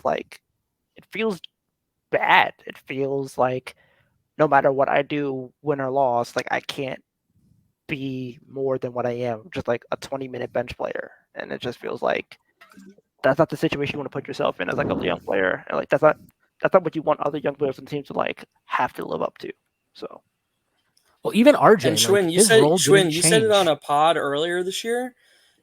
Like the Knicks are lucky that Obi is such like a high character guy. Like you went on a good rant on one of the pods I was on a month or so. Like Obi was the 8th overall pick. I'm not saying like you want a guy to be a diva. You never want that. You want your players to be like Obi. But in a sense, like you kind of feel like it would be justified if Obi was like, okay, like why am I not allowed to play next to Julius Randle? Why aren't we trying that? We're not like but he just sort of doesn't ask questions. It never affects his on-court effort. It never affects like he doesn't do the thing that we were talking about that Cam Reddish has been doing the last few games where, oh crap, like this is this is my opportunity to shine. What happened? The Wizards traded Dinwiddie to the Mavericks. Oh my God, Porzingis to Washington. Oh my God. Holy no way. Shit. Yes. All right, it's all worth it now. This has been yes. a hilarious trade deadline. Yes. Holy shit. Okay. No. This is the best thing that's ever happened. What in are the my life. Wizards doing? What are the Wizards doing? Just getting off the Porzingis contract. Dinwiddie's been horrible. Yeah, what are the Mavs doing more? Like that's what I meant. I'm sorry. You know what that tells you? Doing? What is that? What is it? That tells you they are terrified of Porzingis. Yep. They sent Porzingis to the Wizards. Holy shit. That is so terrifying. That's what that tells you. There was that report. There was that report earlier today that Jake Fisher said that like Raptors in touch with the Raptors. Yeah, but like as soon as I saw that, I was like, one, they're trying to get off money. It looks like, and two, I mean, because I just looked at the Raptors, roster, right? And so when you look at it, it's like, okay, they're not going to trade them Scotty Barnes. They're not going to trade them Anunoby. Like, you can go down the roster. So it's like you're going to get Dragic is expiring. You're going to get, like, fucking Chris Boucher's contract. And like you're going to get Precious Achiuwa and, a first-round pick or something? Like, it was just obvious when I looked at that. I was like, Mavericks are definitely trying to get off this contract, bro. Like, they must – how many games has he missed this year? Like 21 already or something? Yeah. So do we count Spencer Dinwiddie as part of the Kristaps Porzingis package now? I think we could officially say that we won the trade. Yeah, we won the trade. I don't care. I don't care. This I hope the best way to seal this would be to trade Alec Burks for a 2nd-round pick. I would enjoy that. Kemba Walker. Either if you can trade Kemba Walker, you're not getting a 2nd-round pick for Kemba Walker. Hey man, look at the Wizards. If you could come out from Kemba and Burks as a net zero, I think that would be a solid day. Like, get a 2nd for Burks, send one out with Kemba, done, perfect. That clears clears like $18 million for Brunson.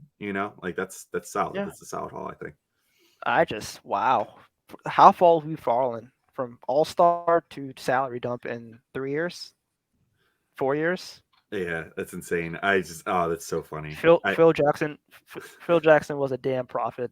Phil was right. Can you imagine if he would have actually pulled that trade off for Booker and Josh Jackson at this point now? We would have been at the altar of Phil Jackson for at least a decade. He would still be the GM right now. He'd still be the Pobo. Like if he pulled off the Booker... wait, hold on. Just this is worth noting. The way Woj framed this was the Mavericks are trading Kristaps Porzingis to the Wizards for a packaged centered on Spencer Dinwiddie. So the Mavericks are going to get some other shit here too in this deal. Yeah, so they're probably gonna get like, probably not Kuzma, but who do they have? Huh? Kuz KCP? is making more money now, I Fucking- think. So KCP. KCP. Yeah, That'd be a KCP. good pickup for them, to be honest. Yeah, KCP be a good pickup for them. He's better than fucking Hardaway. I mean, and Hardaway's out right now, so you need a Plus- wing.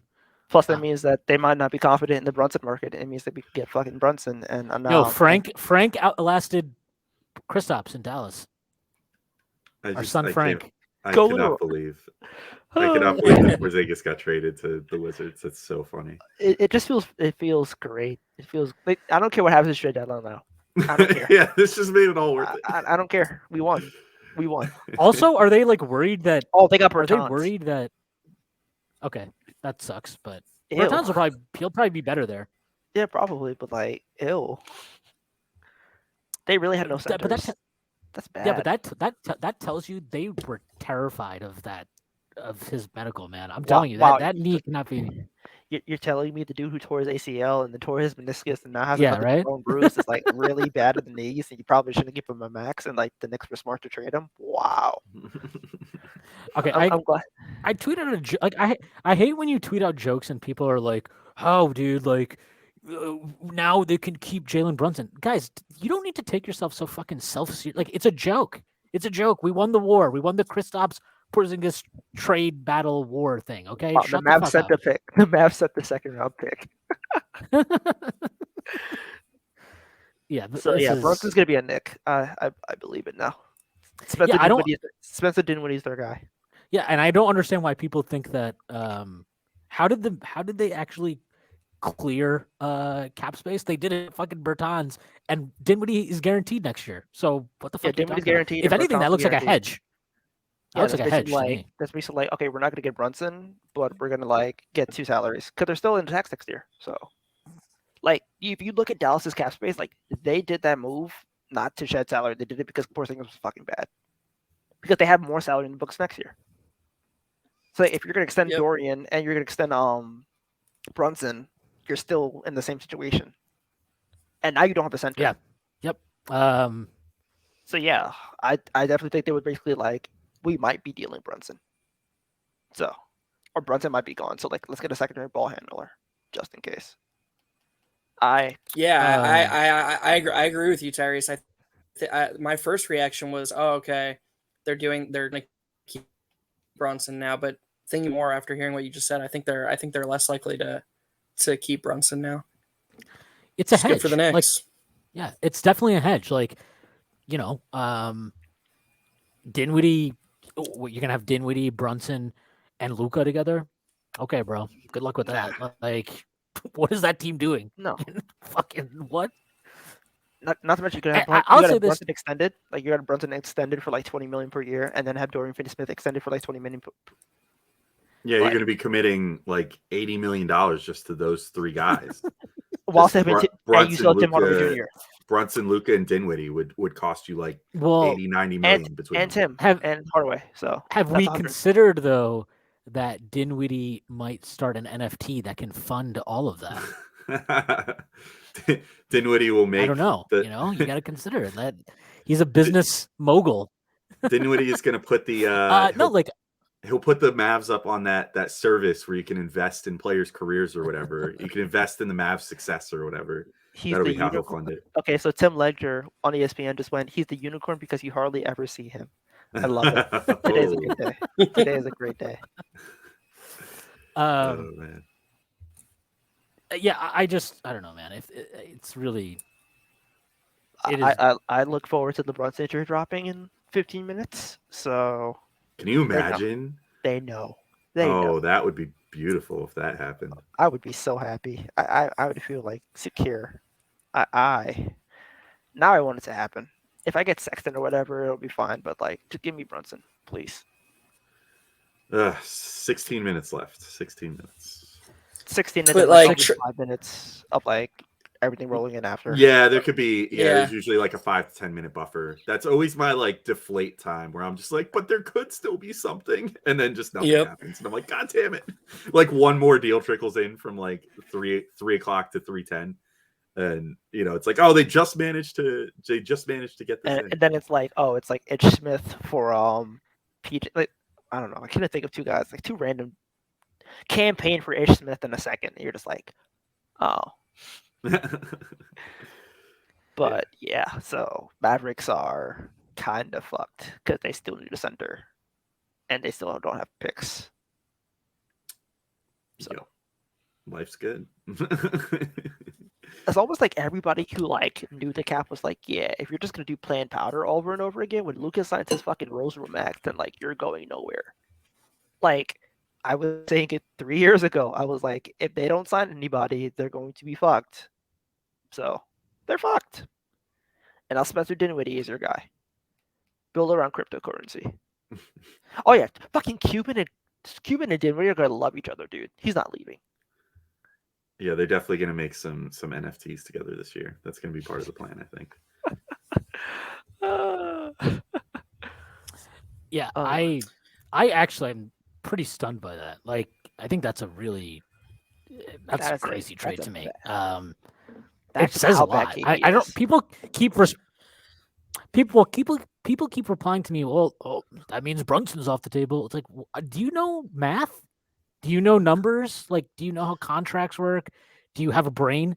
And no. Cubes isn't trying to line up to pay huge luxury tax bills for like a second round exit. Like, he's not going to do that. Yeah. I don't care how rich he is. Like, I mean, the only thing you could tell me is that it's easier to move Dinwiddie, like to clear his contract this offseason than Is it? KP. But Is they it? still Oh, took on Bertans, who is not going to be easy to move at all. He has like 3 more years left, I believe. Bertans. yeah, they essentially took on Yeah, like two smaller problems in exchange for one big problem, but it all adds up to a problem.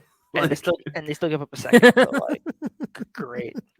Nico Harrison, ladies and gentlemen, he's him. I think I kind of like it for Washington. I think so. I love it for Washington. They're like, okay, if they decide to trade Beal like they really should, like just let him go, it's really good for Washington because it's like, okay, we could try to rehab KP and just give him all the shots he wanted in New York and like hope that he could be like 2010 guy. But like, if they keep Beal and they're like Beal and KP, because like they wanted Sabonis, so you got like worse Eastern European, and I don't know what the hell the Wizards are doing. I really don't know what the hell the Wizards are doing, but like you could say that every year. But like, I think this is probably a decent trade for them because, I mean, look, I will shit on KP for my own satisfaction all day, every day. But I mean, his upside for them, I mean, for any team is more significant than whatever the fuck Spencer Dinwiddie and Bertans are giving you. If he ever can, string together a healthy season, obviously, which is unlikely given He'll never do that. He'll never do that. Right. It's not happening. He'll never do it. But I'm saying, like, if you're going to do something here, I don't hate that. Like, I think that's like a reasonable upside play for them. And like if Beal walks or if they trade Beal, like, who cares? You're gonna suck anyway. So suck with Kristaps for a while. Bradley Beal, Kyle Kuzma, and Kristaps Porzingis. I mean, like, I'm looking at this right now, like, just like that's a buddy money-wise, comedy. this is insane. Like, the Mavs are paying Dwight Powell $11 million. They have year. some of the worst contracts in the fucking league. I mean, By okay, so far. this is the reality of their situation next year, right? Without doing anything with Dorian Finney-Smith and Jalen Brunson, they are at 141 million. Luxury tax is 136. So then if you have to pay Brunson like, let's say $18 million and DFS like 12, I mean, you're going to be in the highest possible luxury tax bracket. They're going to go from like bottom 10 to top 5. Oh yeah. Colin brought up a good point. He said, what does Dinwiddie mean for Dragic to Dallas? That's a good point. It's not happening. Like, what the fuck? Why? Yeah, why do they won't need Dragic now? So who fucking cares? Yeah, I think Dragic would go into the Bucks. He's probably just gonna go back to Miami, right? Miami or the Bucks, one of the two. Yeah. Yeah. Like, I am glad that the Knicks didn't end up doing that deal where they would essentially just serve as the buyout team for Dragic, because I would have just been like, I don't know. I hate transactions like that. I would have hated if the Knicks were part of one. But you would have hated it. Like, aren't you gonna hate Yeah, I just this outcome more? I don't know. I mean, standing pat. I don't care. Things aren't like that bad. It's just they need to. They're only as bad as they let things get by not giving Tibbs essentially an ultimatum at this point, and being like, "Look, you got to play these young guys the rest of the year. We're not going anywhere. We're 7 games under 500. Like, whether that's entirely your fault or not, or in part the fault of some injuries and bad luck throughout the year and whatever. Like, we don't really give a shit, but the schedule's really hard. We're obviously not going anywhere. So you got to play these kids the rest of the way out, or else like your ass is grass. Like, and that's it. If they can do something like that and flex their muscles a little bit, you know, the front office, and they didn't do anything at the trade deadline, then that's fine, because like a guy like Burks will still have some value in the offseason too. You know, like of potentially you could offload him for like a second round pick or something. Like, all those guys turn into expiring contracts in the offseason. Yeah. So like inherently they become more attractive. Like, look, we saw at this deadline, whatever you think about CJ McCollum is a good player. The Knicks probably never had a shot at him because they don't have expiring contracts. But like you can get next year's version of CJ McCollum at the deadline, maybe for a team that's looking to reset and just slash salary because you have all these expiring salaries. So that part wouldn't worry me. What worries me though is exactly what you outlined. And the other thing I will say is that if that doesn't happen, if that does not happen and Tibbs is allowed to do whatever the fuck Tibbs wants, that is a major failure, like a major front office failure on their part to not move any of these vets. At least I can understand you cannot move. You can sell me on Noel, Fournier and Kemba, the market, whatever. I can understand that. I'll accept that as valid reasoning. I cannot accept if that pans out and anybody's sitting there trying to tell me Burks didn't have value or they couldn't find a trade for him. If you couldn't find a trade for Burks, then you should probably consider firing multiple people in your front office, because it should not be that hard. Like, I think I could you could send Burks to Celtics right now. They have a trade exception. Yeah, you could trade him to like fifth. The fucking Kings need a 3-point shooter. They need 3-point shooting. Trade him to the Kings for right there. Yeah, trade him to the Kings for Jeremy Lamb's expiring contract. Like they will do that. I'm almost positive they'll do that. They don't have shooting, and they need shooting around De'Aaron Fox and Domantas Sabonis. So like, if you cannot find a trade for Burks, I find that extremely impossible. It's impossible for me to believe that, one. And two, if he continues to play at the expense of like Cam Reddish and all these fucking young guys, that'll be insane. Okay, so Tim McMahon just tweeted out that the Mavs remain optimistic they could sign Jalen Brunson this summer. They're not going to re-sign Jalen Brunson this summer. If you're doing if you're already doing damage control and PR control, you're not getting him. So now I wonder, like, they're saying the Pistons are a suitor. I've had the same thought. Like, so they basically think he's gone, which is why they traded for Dinwiddie. To go back to your what you were just saying, Shwen. I actually think wait, guys, hold on. Robert Randolph just tweeted, Knicks move being announced in the next 10 minutes. So we're done. We're good. We're ready. It's coming, guys. It's coming. Sorry to interrupt, Jeff. Go ahead. No, you're good. I was just gonna say that Shwin was talking about how big a failure it would be if Burks is allowed to do his thing the rest of the year. I actually think Burks is like the least of the main three, and that just accentuates his point. Like I think Burks is the least worrisome of the main three. Like, if he gets to keep his role, like, Burks is good and he can do multiple things. Like, we've seen him. I know he hasn't been good as a starter, but he can slide next to Quickly and Grimes. Like, Burks, I think he can get the most back. So I want to see him traded. But like, if he stays and he retains some role, whatever. If Noel keeps getting his courtesy, backup center roles or minutes, if Kemba Walker keeps starting the rest of the season, these are much bigger issues to me and a sign that things will never change, in my opinion. Yeah, like, I think the big thing is just like, I don't want to see Nerlens Noel play, and I don't want to see Kemba play. But like, if you want to play Burks, sure. If you want to play Fournier, sure. Well, Fournier should play, but like, it's really just like Kemba and Noel. Like, those are the two weakest parts of the rotation by far, and I don't think that like their counterparts are worse. Like, I don't think Jericho Sims is going to give you significantly worse than Nerlens Noel, especially since Jericho Sims has two knees that work. Right. Oh man, Yeah, it's looking it's quiet right now. Nothing going on. Five I minutes. minutes. I just don't know, man. If we got to sit through a final 25 games of this bullshit, like I'm gonna be so checked out. Like I can't do it. Like I sat here for fucking a whole year, had to watch Alfred Payton start for no fucking reason, and got told, Tibbs knows more about basketball than that, like he's forgotten more about basketball than you've known, and he's got some method to his madness and blah. It's all fucking bullshit, man. You don't need to have a fucking PhD in basketball to know when shit is stupid. Like stupid things are stupid. That's not fucking complex. It is stupid to continue to play Kemba Walker, who cannot move, Nerlens Noel, who cannot move, over guys who are younger and have upside and could present. So, like, if your goal is to get to the playoffs, you're better off trying these young guys and seeing if they can get you there and lift your team versus trying these true and tried veterans who are known quantities. And there's no upside and there's no potential for them to surprise you and reach a new level of play. There is no upside. What you are going to get is what you've gotten, 24 and 31, probably worse because the schedule down the stretch is fucking brutal. So I'll be so checked out. All roads lead to AJ Griffin. All roads lead to AJ Griffin. That's what I tell myself every day when I wake up and watch this team.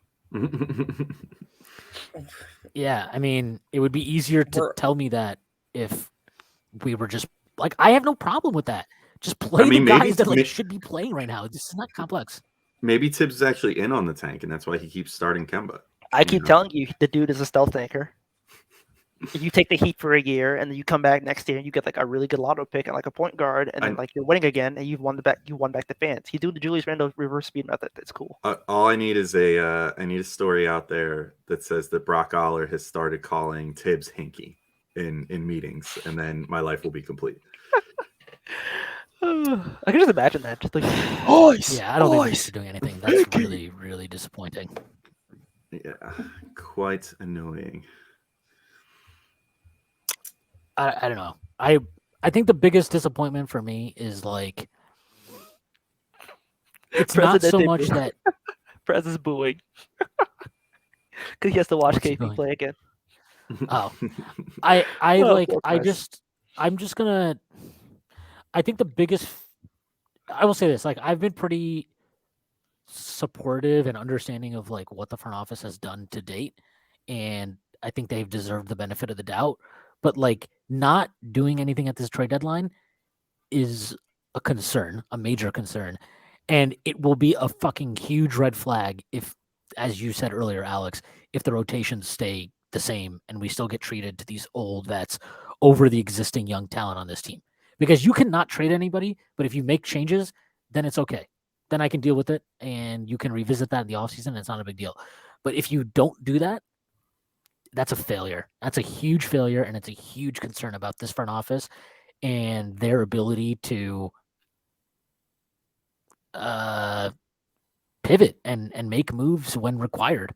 Because this, to me, was a perfect opportunity to pivot and really signal, like, hey, we are about developing our youth, and that's the focus of the rest of the season. And right now, all I see is, like, mixed messages everywhere. That Reddish trade now, I mean, the risk on that is different now. If he's not like, you didn't clear a fucking spot for him. So if you didn't do that, the risk is much higher now because Tibbs is, I mean, we don't know if he's going to just find a way to play Cam Reddish. There's no reason to believe that he would. And in some ways he's actually, this RJ injury saves him a little bit because now he's going to have to play Cam. It just naturally creates minutes for him. But that I mean, when Rose comes back, when RJ gets back, there's a fucking serious logjam on this roster. And that is a fucking concern. Yeah. Yep. And Windhorst just said on ESPN apparently that the Knicks and Lakers were apparently very close on a deal, but it fell apart. They were really close on a deal yesterday, but it fell apart today or something. A deal? I mean, it probably would have been like Kendrick Nunn. Like probably the Kendrick Nunn Dragic thing. Mm-hmm. Yeah, it could have been the Dragic one, or it could have been I mean, maybe it was just something that they were trying to work out solo with Alec Burks and Cam going back their way or something. I don't know. But Which, I mean, I'm not really. Oh, okay. So Toronto got Eric Gordon for a second-round pick. What the? Yeah, fuck? wow. Congrats to the Rockets for just biting the bullet and What making the a deal. fuck? Like Holy this shit. is what the Knicks are not doing. Wow, You know, that is surprising. That's the Rockets yeah. are sending. Yeah, This is a very weird trade. Chris Boucher and Malachi Flynn. Daniel Tice back to the Celtics. Oh, great. Yeah, that's a weird one. Wow. Well, and yet somehow predictable. Had to bring him back to the trade deadline's over. It is over. Yeah, that's terrible. Well, That's now's terrible our come down 5 I don't minutes. think there's any really. Oh, never mind. That was a fake trade. Oh, yeah, shit. Yeah. Okay. Well, so yeah, nothing. Yeah, Eric Gordon. Have you guys seen this 14-year-old kid popping up on Twitter saying he's with the Knicks wall and posting fake trades and like getting a bunch of run, and everyone for them is like, no, he's not with us, he's fake, and he's getting a ton of traction. It's fucking hilarious. The Strickland doesn't have these problems. Yeah, luckily we don't have fake contributors here. Only real ones and Shwin. But like his profile picture is like, it's clearly just like a 14-year-old kid. This kid's awesome. He must have known that we already have a boy wonder here, and so we had no need for another one. You know what I mean? Exactly. I earned that through blood, sweat, and tears, and a lot of grit, and memeing on Twitter. The Celtics are trading Schroeder to the Houston Rockets in a package for Daniel Tice. I don't know about that. That makes no Why sense. on earth would they do that? Schroeder's been really good for them, hasn't he? I guess they had to do it because they got Derek White, so I guess they just needed to move him. But yeah, that makes no sense to me. He'll get a buyout from Houston. Maybe. Yeah, he probably will. That probably is all it is. Ultimately. I don't. Wow, so he's gonna go back to the Lakers. Probably. Okay. Yeah. Imagine he signs with the Knicks as a buyout guy. God, please don't say that. Oh my God. That's like, I mean, this is already a friggin' nightmare, but adding Schroeder to the mix, Tibbs would play him like 30. He'd be like, all right, guys, you got your wish. I'm not playing Kemba anymore. It's Schroeder. I want to play Schroeder 40 minutes a night. Rim pressure, damn it. Rim pressure, penetration, playmaking. That was uneventful. Yeah, it's really surprising. It's just really surprising. And I mean, Alex, you said it earlier. I guess it really is going to come down to if the front office has it in them to say, we can't keep doing this. You have to be willing to try new things. And I mean, maybe I'm just feeling overly pessimistic right now because of how lame this trade deadline's been, but I don't see it happening. Like, would it surprise you guys even in the slightest if it's game 70 and okay, like I can see Kemba not starting, but would it surprise you guys at all if like our center rotation is still Mitch, Noel, and Taj? Like that would not be surprising at all, right? Yeah, I think that's probably what's going to happen. I think they're just like, you know what? But I think they're pushing for the plan, which I don't know why, but I think they feel that like maybe they can find their groove in like the last 25 or so games and like push for the plan. And I don't get that mindset. I don't get why you're trying to strive for the plan so heavily, but also how? who are they catching? I mean, I don't get who they can catch. Maybe you catch the Wizards at this point. Like I don't. But the Wizards aren't in the play-in game. The Wizards are the 11 seed. We'd have to catch Atlanta. Yeah, we'd have to catch Atlanta, Charlotte, Brooklyn, or Boston, and Washington. Yeah, I'm good. Yeah, they're just gonna be. I don't know. I really do not know what's going on. Maybe they're going to the Western Conference, and like there's a chance there. Oh man, Houston gets Ennis Freedom. Freedom is going to Houston. That's why he set up that CPAC conference because he knew He's going to CPAC. They're gonna give him they're gonna be like, dude, it takes some extra time off for CPAC. Like this is important business. All right, make sure you go over there. Get it, freaking Fertitta. It's gonna be like, go there. Go. You need to do God's work over there, Ennis. I'm behind you 100%. Don't worry about hitting the court just yet. I mean, at this point, like it definitely feels like whatever. We're just gonna tank this year, and then like next year, like I don't really care about the Cam Reddish minutes. Like I know why they would open it up a spot for him in rotation, but at the same time, like I feel like he's getting extended regardless. So I'm not too concerned about opening up minutes for Cam Reddish. 'Cause I think next year they'll probably be open, but But hold on. That is so fucking stupid. No fucking way I'm letting you get away with saying that fucking idiotic shit right now. Dude, that is a fucking joke. They traded a first-round pick for Cam Reddish, who has all of 1.5 years left on his rookie deal. No, it's a fucking joke. I'll tell you exactly why. You traded out a first, which is a 4-year cost-control contract. You traded that out for Cam Reddish, who has 1.5 years left on his rookie scale contract. That gives you a limited window into how long you have to figure out, is he good?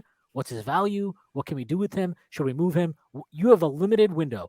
If you punt on fucking 33% of it because Tom Thibodeau has a fucking raging hard-on for Alec Burks at point guard or some bullshit like that, that is a complete failure of everything. That is shitty planning, that's shitty resource allocation, that's shitty coaching, that's shitty development. That is shitty across the board. And you know what that also does? That probably pisses off Clutch as a fucking agency.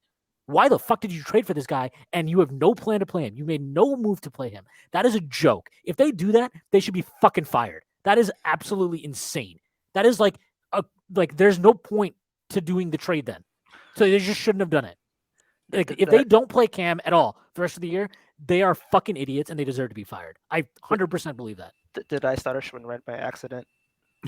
No, I don't care. I don't care. That was I will not. That's you just did, such a Tyrese, fucking you insane. big stupid idiot.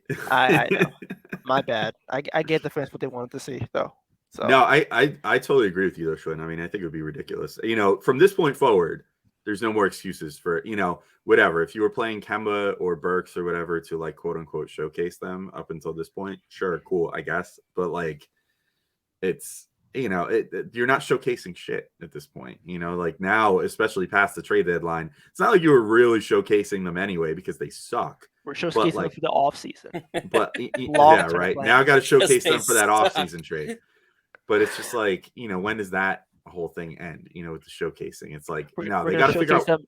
They got to figure out what they got with Cam because the reality is just like RJ is this offseason, he's eligible for a rookie extension. So if you play him for the last whatever, however many games are left now, 25 whatever games, and he kind of balls out, you're putting yourself in a position where you can say, okay, what, maybe we can offer him something like a $12 million a year extension, or something like that, and maybe he would take it. Maybe he says, I'm going to bet on myself, which fine, that's fine and all, but if you play him and you really start to see something, maybe you can lock him up on a deal that's going to turn out to be a huge bargain on his second contract. I think whatever deal he gets is probably going to be like if they do let him play and extend him, he's probably going to get closer to 20 than 12.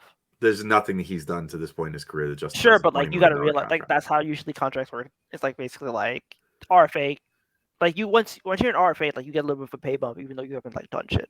No, but that's if he hits restricted free agency. I'm saying they need to play him this back half of this season because prior to the start of next season, they can work out a rookie extension with him. And we do see sometimes that works out in the extending team's favor. If they can talk them into here's a guaranteed contract today. You know what I mean? Yeah, what happened with Beasley and what happened with stuff like that. But I think even like Jaylen Brown, I think is on a pretty affordable contract now. Yeah, 40107 he got. Yeah, which is pretty damn good given his production. Which is hilarious. That contract was dope. The Knicks are not going to give Reddish. Woj just tweeted that no deals for the Knicks. No Knicks deals, officially. Yeah, no Knicks deals. Leon Rose is banking on. I mean, development in the green shirts in practice. Cam's fucking tearing it up in Westchester. I'm beyond annoyed with how they've operated this deadline. The fact I don't care about Kemba or Noel or any of these guys. To not move Burks is such a fucking joke. You cannot convince me there was no trade to be made for Alec Burks. Like, seriously, no team was just like, yeah, we'll give you an expiring contract. I don't even give a shit about getting Like, you have 5,000 second-round picks. If They're you like could not 12. get a second-round pick for Alec Burks, I don't give a shit. I don't care. Just get an expiring contract and move on. Like, it is just so stupid how they've operated. And they had, you know what? I'll tell you what makes it even worse. When did they trade for Cam? What was that? That was like December, I think. January. It was like early January. It was like 3-4 weeks ago. Yeah. So they've had that long to canvass the league and find a home for Alec Burks. If you cannot do that, or you chose not to do that, it doesn't really matter which one it is. If you either can't do it or chose not to do it, that is asinine management. That's terrible management. It's pathetic, actually, in a lot of ways. And they deserve all the shit they're going to catch from Knicks fans on Twitter and all that shit for it. Because it's terrible. Because like I have a very hard time believing he's not going to lean. Like what Berman had this. Actually, I do think Kemba is going to get benched, but he's going to play Burks at point. Berman reported that like last week, I think, right? He said after the trade deadline, Burks was the move. I mean, would you be surprised by that? That's another problem with this is that, especially when Rose comes back, like, yeah, it's feasible to see Kemba and a little bit less like Noel getting, pulled or getting, whatever, the rest of the season. But there's people in the way of the kids even then, because Rose will come back and Tibbs has Taj, who he loves to lean on. So there's still like, even like, there's such a difficult path to getting Tibbs to like just let the kids play that it's really disheartening that no moves were made. Yeah, so like now it's okay. That means that probably one of Grimes or Reddish won't play if Rose comes back and Burks is starting at point. So that's even worse. I mean, so, like, it's Reddit, right? Yeah, it has to be Reddish. Tibbs loves Grimes. So now you're gonna do like Rose, IQ, Grimes, OB. Nope.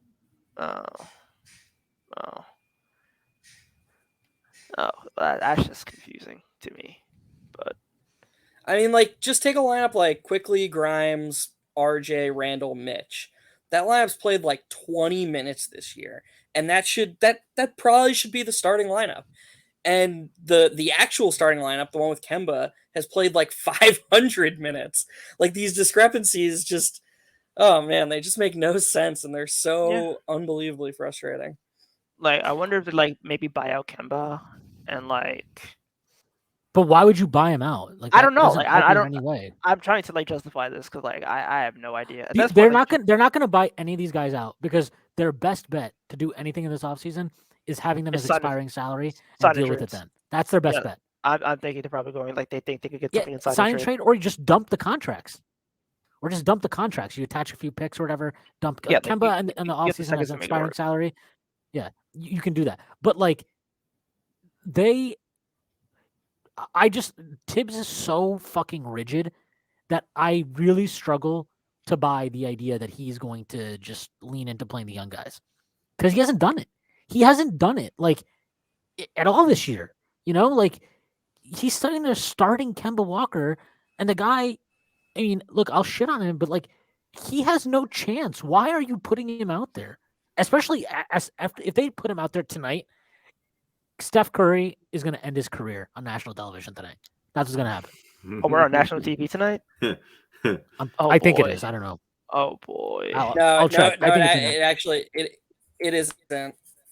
Okay. Okay. He's gonna end his fucking career then on local TV markets. The late game is Bucks Suns. The Rockets wait and it's freedom. Yeah, well, fuck him. But like, my head hurts actually thinking about like, I have to sit like, are we really going to spend the rest of the year starting Burks and Fournier with RJ whenever he gets back and Randall and Mitch? Like, that's so pointless. Like, I understand having one of those guys in the starting lineup. Having both is so fucking pointless to anything you're trying to achieve today or next year or 2 years from now or whatever. It is so, and I gotta say, I'm gonna say this. I don't care what anybody thinks about this. I think Tibbs is a coach. If you look at it, I think he has this very weird ability to, when he wins games and shit, when his teams are doing well, he gets all of this credit and praise. And I think he deserves it. I think he absolutely deserves it. But when he loses, then it's, oh, well, he doesn't have a point guard. Oh, well, Randall's having a bad season. Oh, RJ struggled for a month. Oh, Quickly is not a point guard. Obi can't start because he's fucking 38 or something. Like, none of it, there's always these bullshit excuses for him. But what I'll tell you is a fact. The Knicks young guys right now, they are much better than what their perception is around the NBA, and they're much better than what they're probably being valued at. And I think it was telling that, what was it, a week or two ago, Zach Lowe said on his pod that teams were trying to poach. That was the word he used, poach Quickly. What does it mean to poach? That means that you're trying to buy low on something because you think it is essentially being misused, right? You're trying to get a bargain.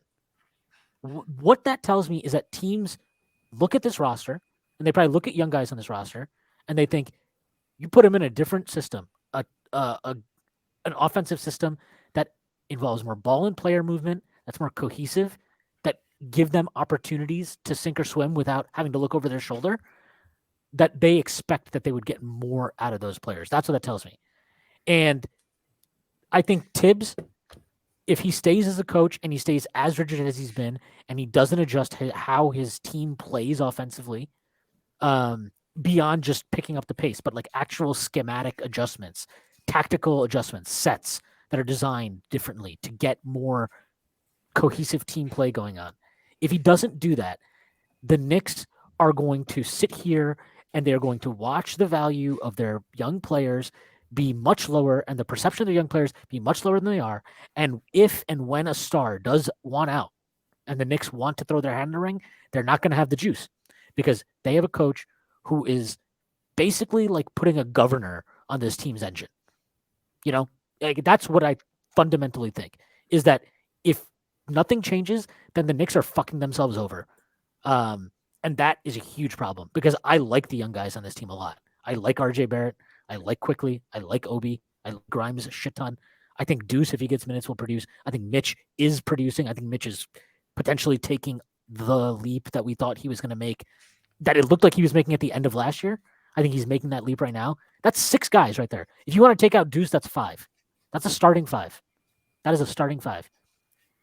And if by the end of this year, we're still sitting here like, well, Quickly can't start because he's just not built for it. No, Obi can't start because he can't rebound. Like, find out. Find the fuck out. If you don't find out, Right. I don't want to hear it. I don't want to hear shit about like, oh, it can't happen if we never try it, because that's bullshit. Like, a month ago, the same fucking idiots were saying that Grimes can't start because Grimes isn't ready or whatever. Guess what? Turns out Grimes is perfectly ready for the NBA. And that he can't start. And he probably should be fucking starting. So, like, this bullshit of just buying into, like, well, it can't be the case because why else would it not be happening? You see this all the time around the NBA. Coaches are not perfect talent evaluators. Front offices are not perfect talent evaluators. So, I don't need to, this appeal to authority is a bullshit argument. And I think in this case, it's actually holding back the Knicks young players from showing exactly how good they can be and maybe already are.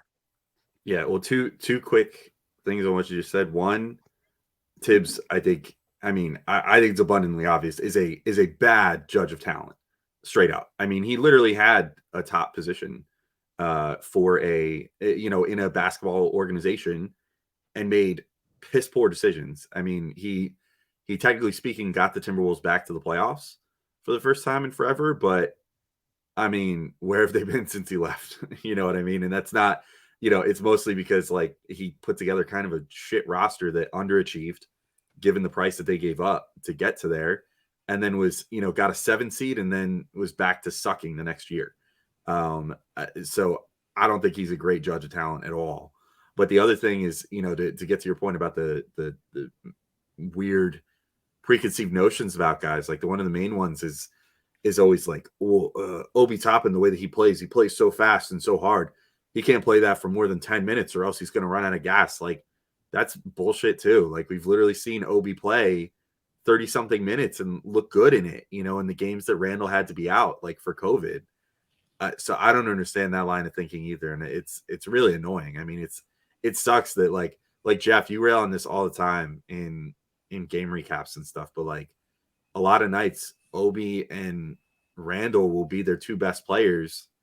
And because Tibbs is a dumb shit that can't possibly imagine a world where something that worked like 3 times, 4 times, whatever, earlier in the season, literally won them the season opener playing Obi and Randall together. Like day 1 of the season, that won you a game. And there's no denying that. There's no spinning that. Like literally that decision won them that game. And yet ever since then, it's just been, he's so vehemently opposed to ever playing the two together. And it leads to oftentimes one of the 2 most effective players on the team on any given night only playing like 12 minutes because he can only spell Julius for 12 minutes. And that's the only time he's allowed to play. It's very stupid. And the reasons that they give are total bullshit. And they're not actually real. I posted the other day from the Strickland account or from my account, I forget which one. Obi is in the 92nd percentile of opponent's field goal percentage at the rim. So it's not like he's just and I'm not saying he's Noel as a rim protector. I know he's not. But this idea that he's this total sieve who we would get killed if him and Randall played together is just not a real thing. And then you combine that with the fact that we rebound way better with Obi on the court. And then we rebound way worse with Noel on the court. Nobody has a bigger, let me find the stat. Nobody has a bigger net difference of team rebound percentage with them on and with them off than Noel. Can we just talk? Noel has been fucking awful. Like we don't need to sugarcoat it. He has been fucking terrible. He's not healthy. He's not healthy. That's it. Even when he's healthy, he's not doing anything. And forget the health part of it. He does not play the scheme. He just fucking stands there this year. He has this habit this year of standing there and just watching guys go to the rim, and he's just like watching. And that's it. Doesn't even try to contest it. Doesn't try to move over. His screens, Tyrese can set a stronger screen than Nerlens Noel, 100%. There's no question. Like, I could set a better screen than Nerlens Noel. Just because I have a gut. I could probably set a better fucking screen than Nerlens Noel. Like, he is a fucking joke. He's been terrible this year. And I will say this, like, I defended Fred Katz had a good tweet. He basically said, like, the Knicks signed all these guys and they said they were value contracts. Part of value is being able to trade them. Not much value out there. 100% correct. He is absolutely right. I was 100% wrong about a lot of the contracts they signed. In particular, I was okay with the Noel contract. I do think obviously if he was healthy, he would look better, but I was okay with the Noel contract, even though I didn't really want him back at all. But I think this just shows you should never give a multi-year deal to backup centers. It is the easiest market to find value in consistently year to year. You can churn through those guys without any problem. You don't need to sign any of them to multi-year deals. And most of the time when you do, it turns out terrible. I argued against that. I was wrong. And Nerlens Noel has been awful. And his contract is just sitting here now. Doing whatever it does in Brock Aller's spreadsheet. And the Knicks still have to make these decisions come the end of the year. They have to find a way to move these guys on. And it's fine to sit here and say you don't want to give up value. And I understand that. I think that's a reasonable stance to take. But at some point, you have to be aggressive and make shit happen.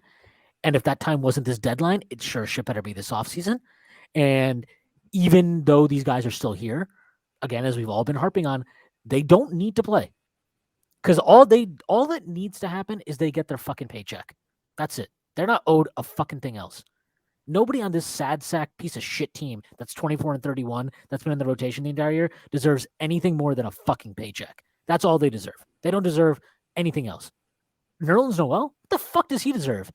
A cookie? Like nothing. He doesn't deserve shit. Kemba, get the fuck out. Get the fuck out, you absolute loser. Like, you can get lost. All these guys should be fucking embarrassed by their play this year, their effort, their fucking, just game-to-game effort has been atrocious for most of the season. You got instances of guys just going like, Nerlens, this guy has no idea what he's doing on defense half the time, which is incredible because when he's healthy, he can get away with it. But when he's not, this is what we get. We got a fucking absolute moron playing the 5 who can't do shit other than like randomly poke the ball away from somebody every now and then. So all these guys, I don't care. They're not owed anything other than a fucking paycheck. Do you think that we know unequivocally that Tibbs loves Taj?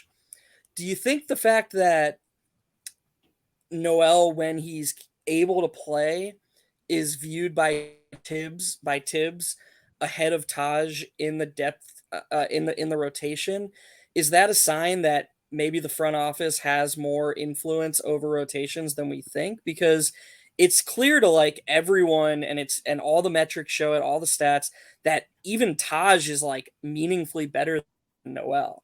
So like, is it possible that like, yeah, no, I agree with, I 100% agree with you.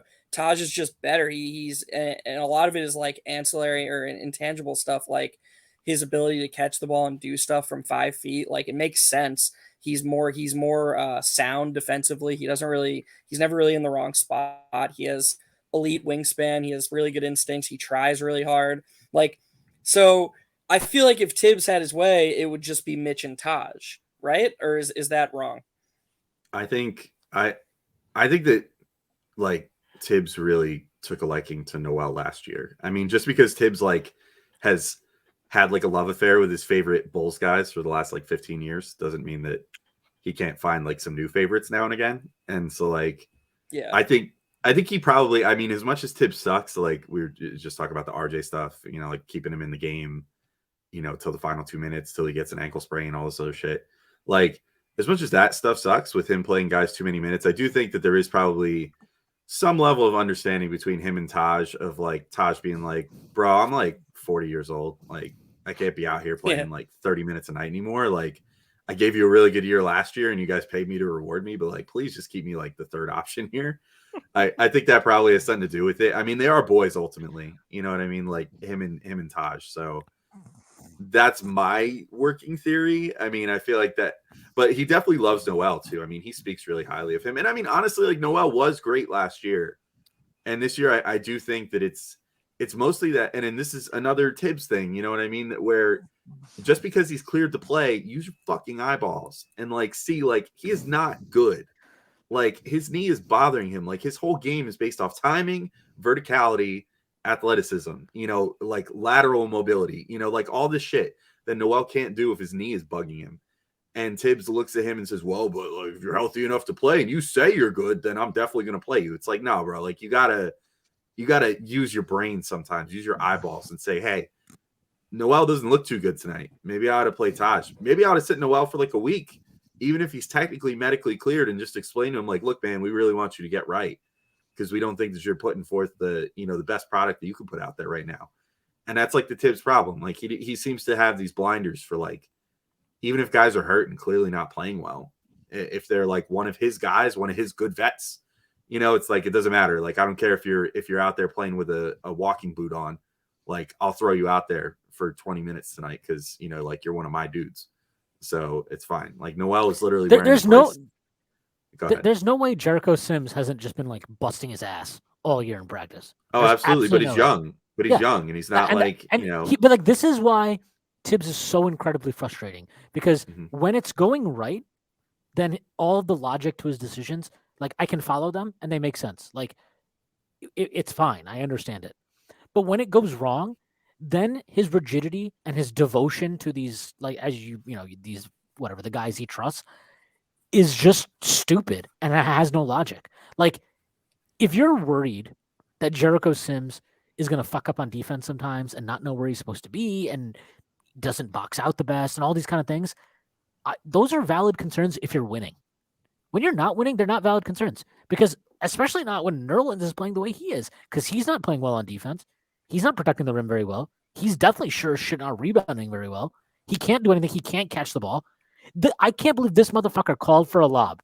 He called for the lob and then fumbled the ball out of bounds. That's a real thing that happened in a game. Like, that's what this fucking guy did. Multiple games. And you're trying to tell me, but you're trying to tell me Jericho Sims can't replicate this version of Nerlens Noel?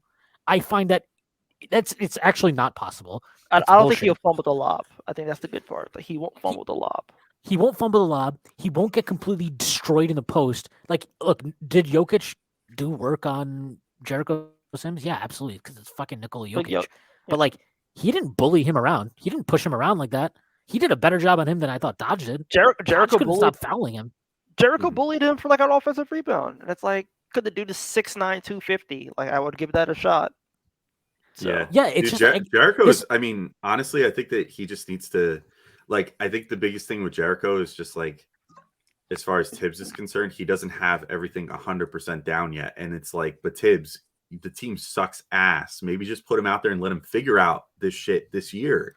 Like, Jericho could be an awesome player. Like, he could literally provide, you know, like a like light version of what Mitch gives you if you just give him the time and the energy to, you know, like, let him figure it out in the NBA. Like, getting him G League reps and shit is not going to fix anything at this point. Like, and giving Taj minutes or Noel minutes. It's about the fact that I'm sorry. No, go ahead. Sorry. I was just gonna say it's about the fact that Tibbs is all about the devil he knows versus the one he doesn't know. And it's Macri said it a bunch last year when, like, literally every post game he had to deal with, why the fuck is Elfrid Payton still playing? Why the fuck is Elfrid Payton still playing? And he always just leaned back on, well, because Thibodeau knows what he's going to get from Elfrid Payton. And I always really hated that logic. Now, I'm not saying that he was wrong, like, because he's way more tuned into the situation than I am. So he's probably right about that being Tibbs's thinking. But if that is right, if he's right that that's Tibbs' thinking, I really hate that line of thinking because it's really short-sighted and it's almost like too hands-on and being too much of a control freak. In the last recap, I wrote that it's underrating that these things have ramifications beyond the year. It's almost overvaluing the moment. And you just use that example again.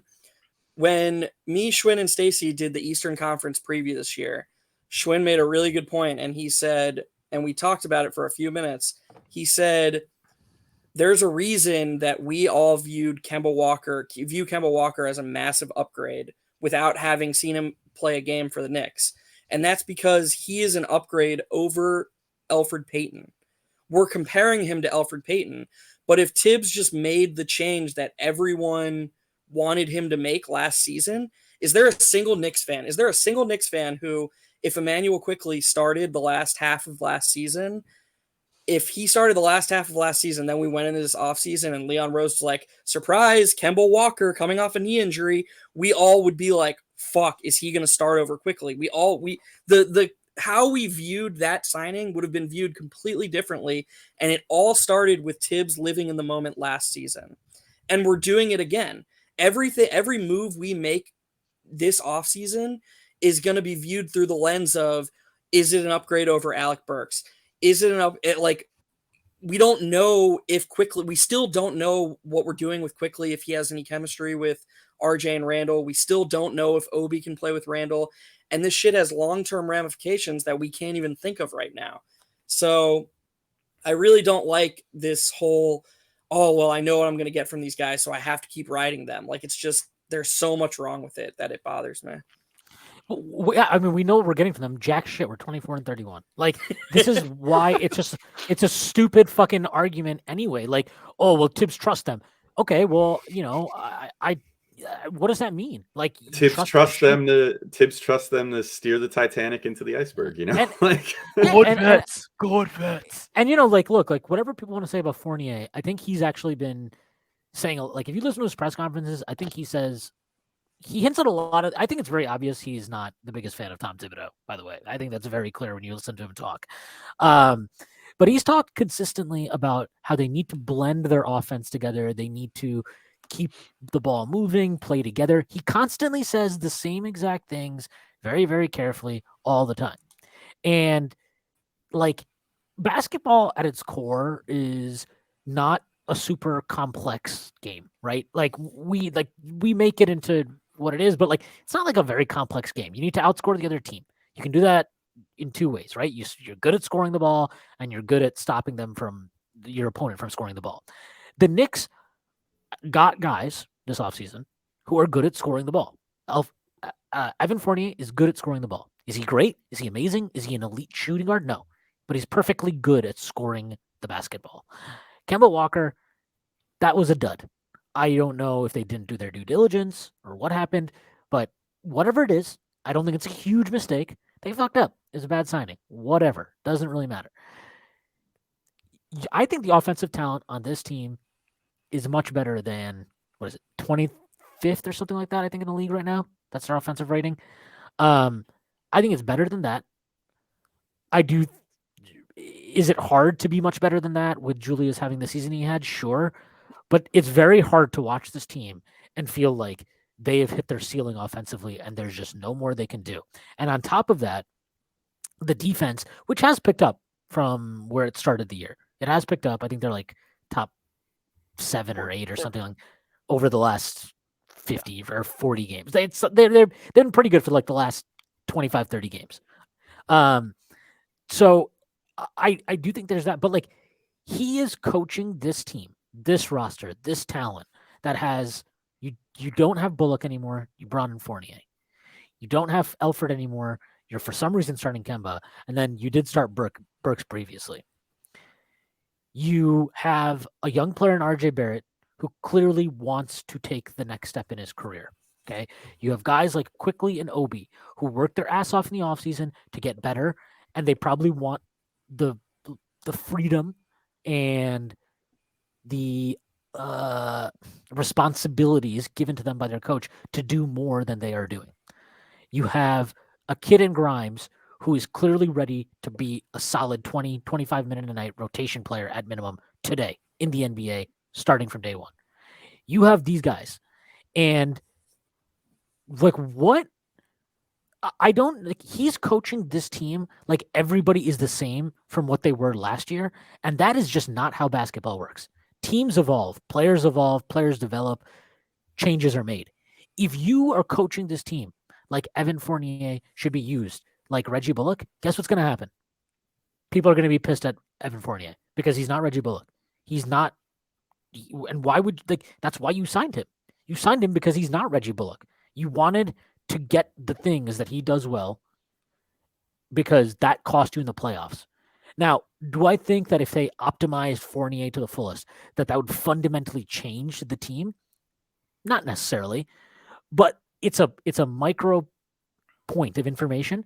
And if you look across the roster, it says the same things. He's treating Quickly right now like Quickly's the same player he was from last year. He's treating Obi right now like Obi is the same player like he was from last year. He treated RJ like RJ was the same player he was from last year until injuries forced his hand and he had to start giving RJ more usage and more initiating reps when Randall was out and Kemba was out and Burks was out for a bit. Like that's what it took. And that was literally on the first time that we saw that was December 31st, the New Year's Eve game against Oklahoma City. That's the first time we saw that. Had not the entire year before that, if you go look at it, go look at his shooting splits before that date and after that date. He was taking most of his shots from three. Most of his shots were assisted attempts off ball. They were not. So he treated RJ Barrett, the 3rd overall pick, who needs to be, if he is not a foundational piece for this team, that's a huge step back for us in our long-term progression development as a team. He didn't even give that the light of day until he had to. Okay. And that's what it took for him to get RJ Barrett the role that he's been playing in recently. And I think we would all say that we've benefited from him being in recently. And so my point is Tibbs is showing you right now he cannot evolve, or he does not evolve, or he will not evolve, or he doesn't want to evolve. It really doesn't fucking matter what the answer is, because unless he does it, then we will continue to have the same issues of, as Jeff put it, we are trying to replace Alec Burks instead of finding out, do we already have Alec Burks' replacement in Quentin Grimes? Or is Cam Reddish able to step into Alec Burks' role? Which I'm not bullish about, by the way, but you traded a first-round fucking pick for the guy. You should probably find out. Can Deuce McBride be an option at point guard? I don't know. Prez is very, very bullish on him. I genuinely don't know. But guess what? Nobody knows because he won't fucking try it. Like, could Quickly and McBride be a starting backcourt next to RJ and Randall and Mitch? I don't know. Do you guys have any idea? Because I don't, because we've never fucking seen it. Like, there's so many things. Like, the nice thing about all the young guys on this team that I really like about them is they seem very easy to play together. And I don't like, there's not one of them that I would look at and be like, well, he can't play with him. There's not one that I look at and say that. Like, Mitch is probably the most rigid out of all of them, but he's a 5, so he can play with all those guys, right? There's no like, oh, well, Mitch can't play with fucking Deuce McBride. Like, no, there's none of that. But all the perimeter guys and Obi, like, you can pick any grouping of them, and I feel with some confidence you could be like, yeah, they can play together. Why would they not? Like, there's nothing about their games that you would say that they can't play together. Are there going to be deficiencies? Do we need more dribble penetration and rim pressure and all these things? Sure, but like, you can still find out information about them, even if you still have deficiencies in other areas. Fucking hell, we're doing it right now with all the vets. We have deficiencies as a defensive backcourt. We have deficiencies in Kemba Walker being able to dribble the fucking ball. We have deficiencies in scoring, whatever it is. Like, but you are refusing to find out what these young kids could do together and what options they bring. And I 100% agree with Jeff. I think that if you don't do that, you run the risk of, again, going into this offseason and you view everything through the lens of exactly how Tom Thibodeau has presented the information. He's like a fucking lawyer laying out an argument and hiding the facts that don't suit his case. Like, like, you're just fucking yourself over if you allow that to happen. And I hope that the front office doesn't, because you're talking about another potentially a wasted year for some of these guys. Maybe not so much like specifically for Obi. I think more so than anybody else, this is a wasted year right now for him. Yeah, I mean, what else do you say to that? It's totally true, because they're just it all just comes back to, like, the front office needs to basically, if they're going to sit on their hands and not trade these guys off during this trade deadline, then they have to give Tibbs some sort of ultimatum about, either play the kids or get the fuck out. Like, you'll be out as soon as this offseason, if not sooner. I mean, honestly, if we hit 2 weeks from now and Tibbs was still putting out the same lineups, if I was Leon Rose, I would say, all right, buddy, we tried, like, to sort of give you directives here. So, like, here's a hard line thing. If you don't trot out these players for this amount of minutes in the next game so we can start seeing what we have in these guys, then you're fired, like, tomorrow. And we'll just promote Johnny Bryant, who we always kind of, they hired Johnny Bryant without clearing it by Tibbs anyway, and sort of made it like, Johnny Bryant, Kenny Payne, Mike Woodson were guys that they said, we want to put a support system that we have chosen in around you.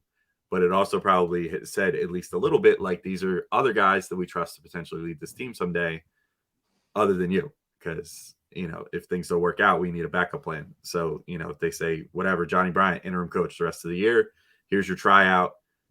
I wouldn't be opposed to it if Tibbs, goes 5-6 more games doing the same shit over and over again. The question is the Knicks front office going to have the stones to do anything about it? Answer, probably no. But anyway, I think I'm going to duck. I know I made it almost to the finish line here, but I need to eat something. I haven't eaten like all day. So I'm going to bounce and leave you guys. But Me too. it was fun.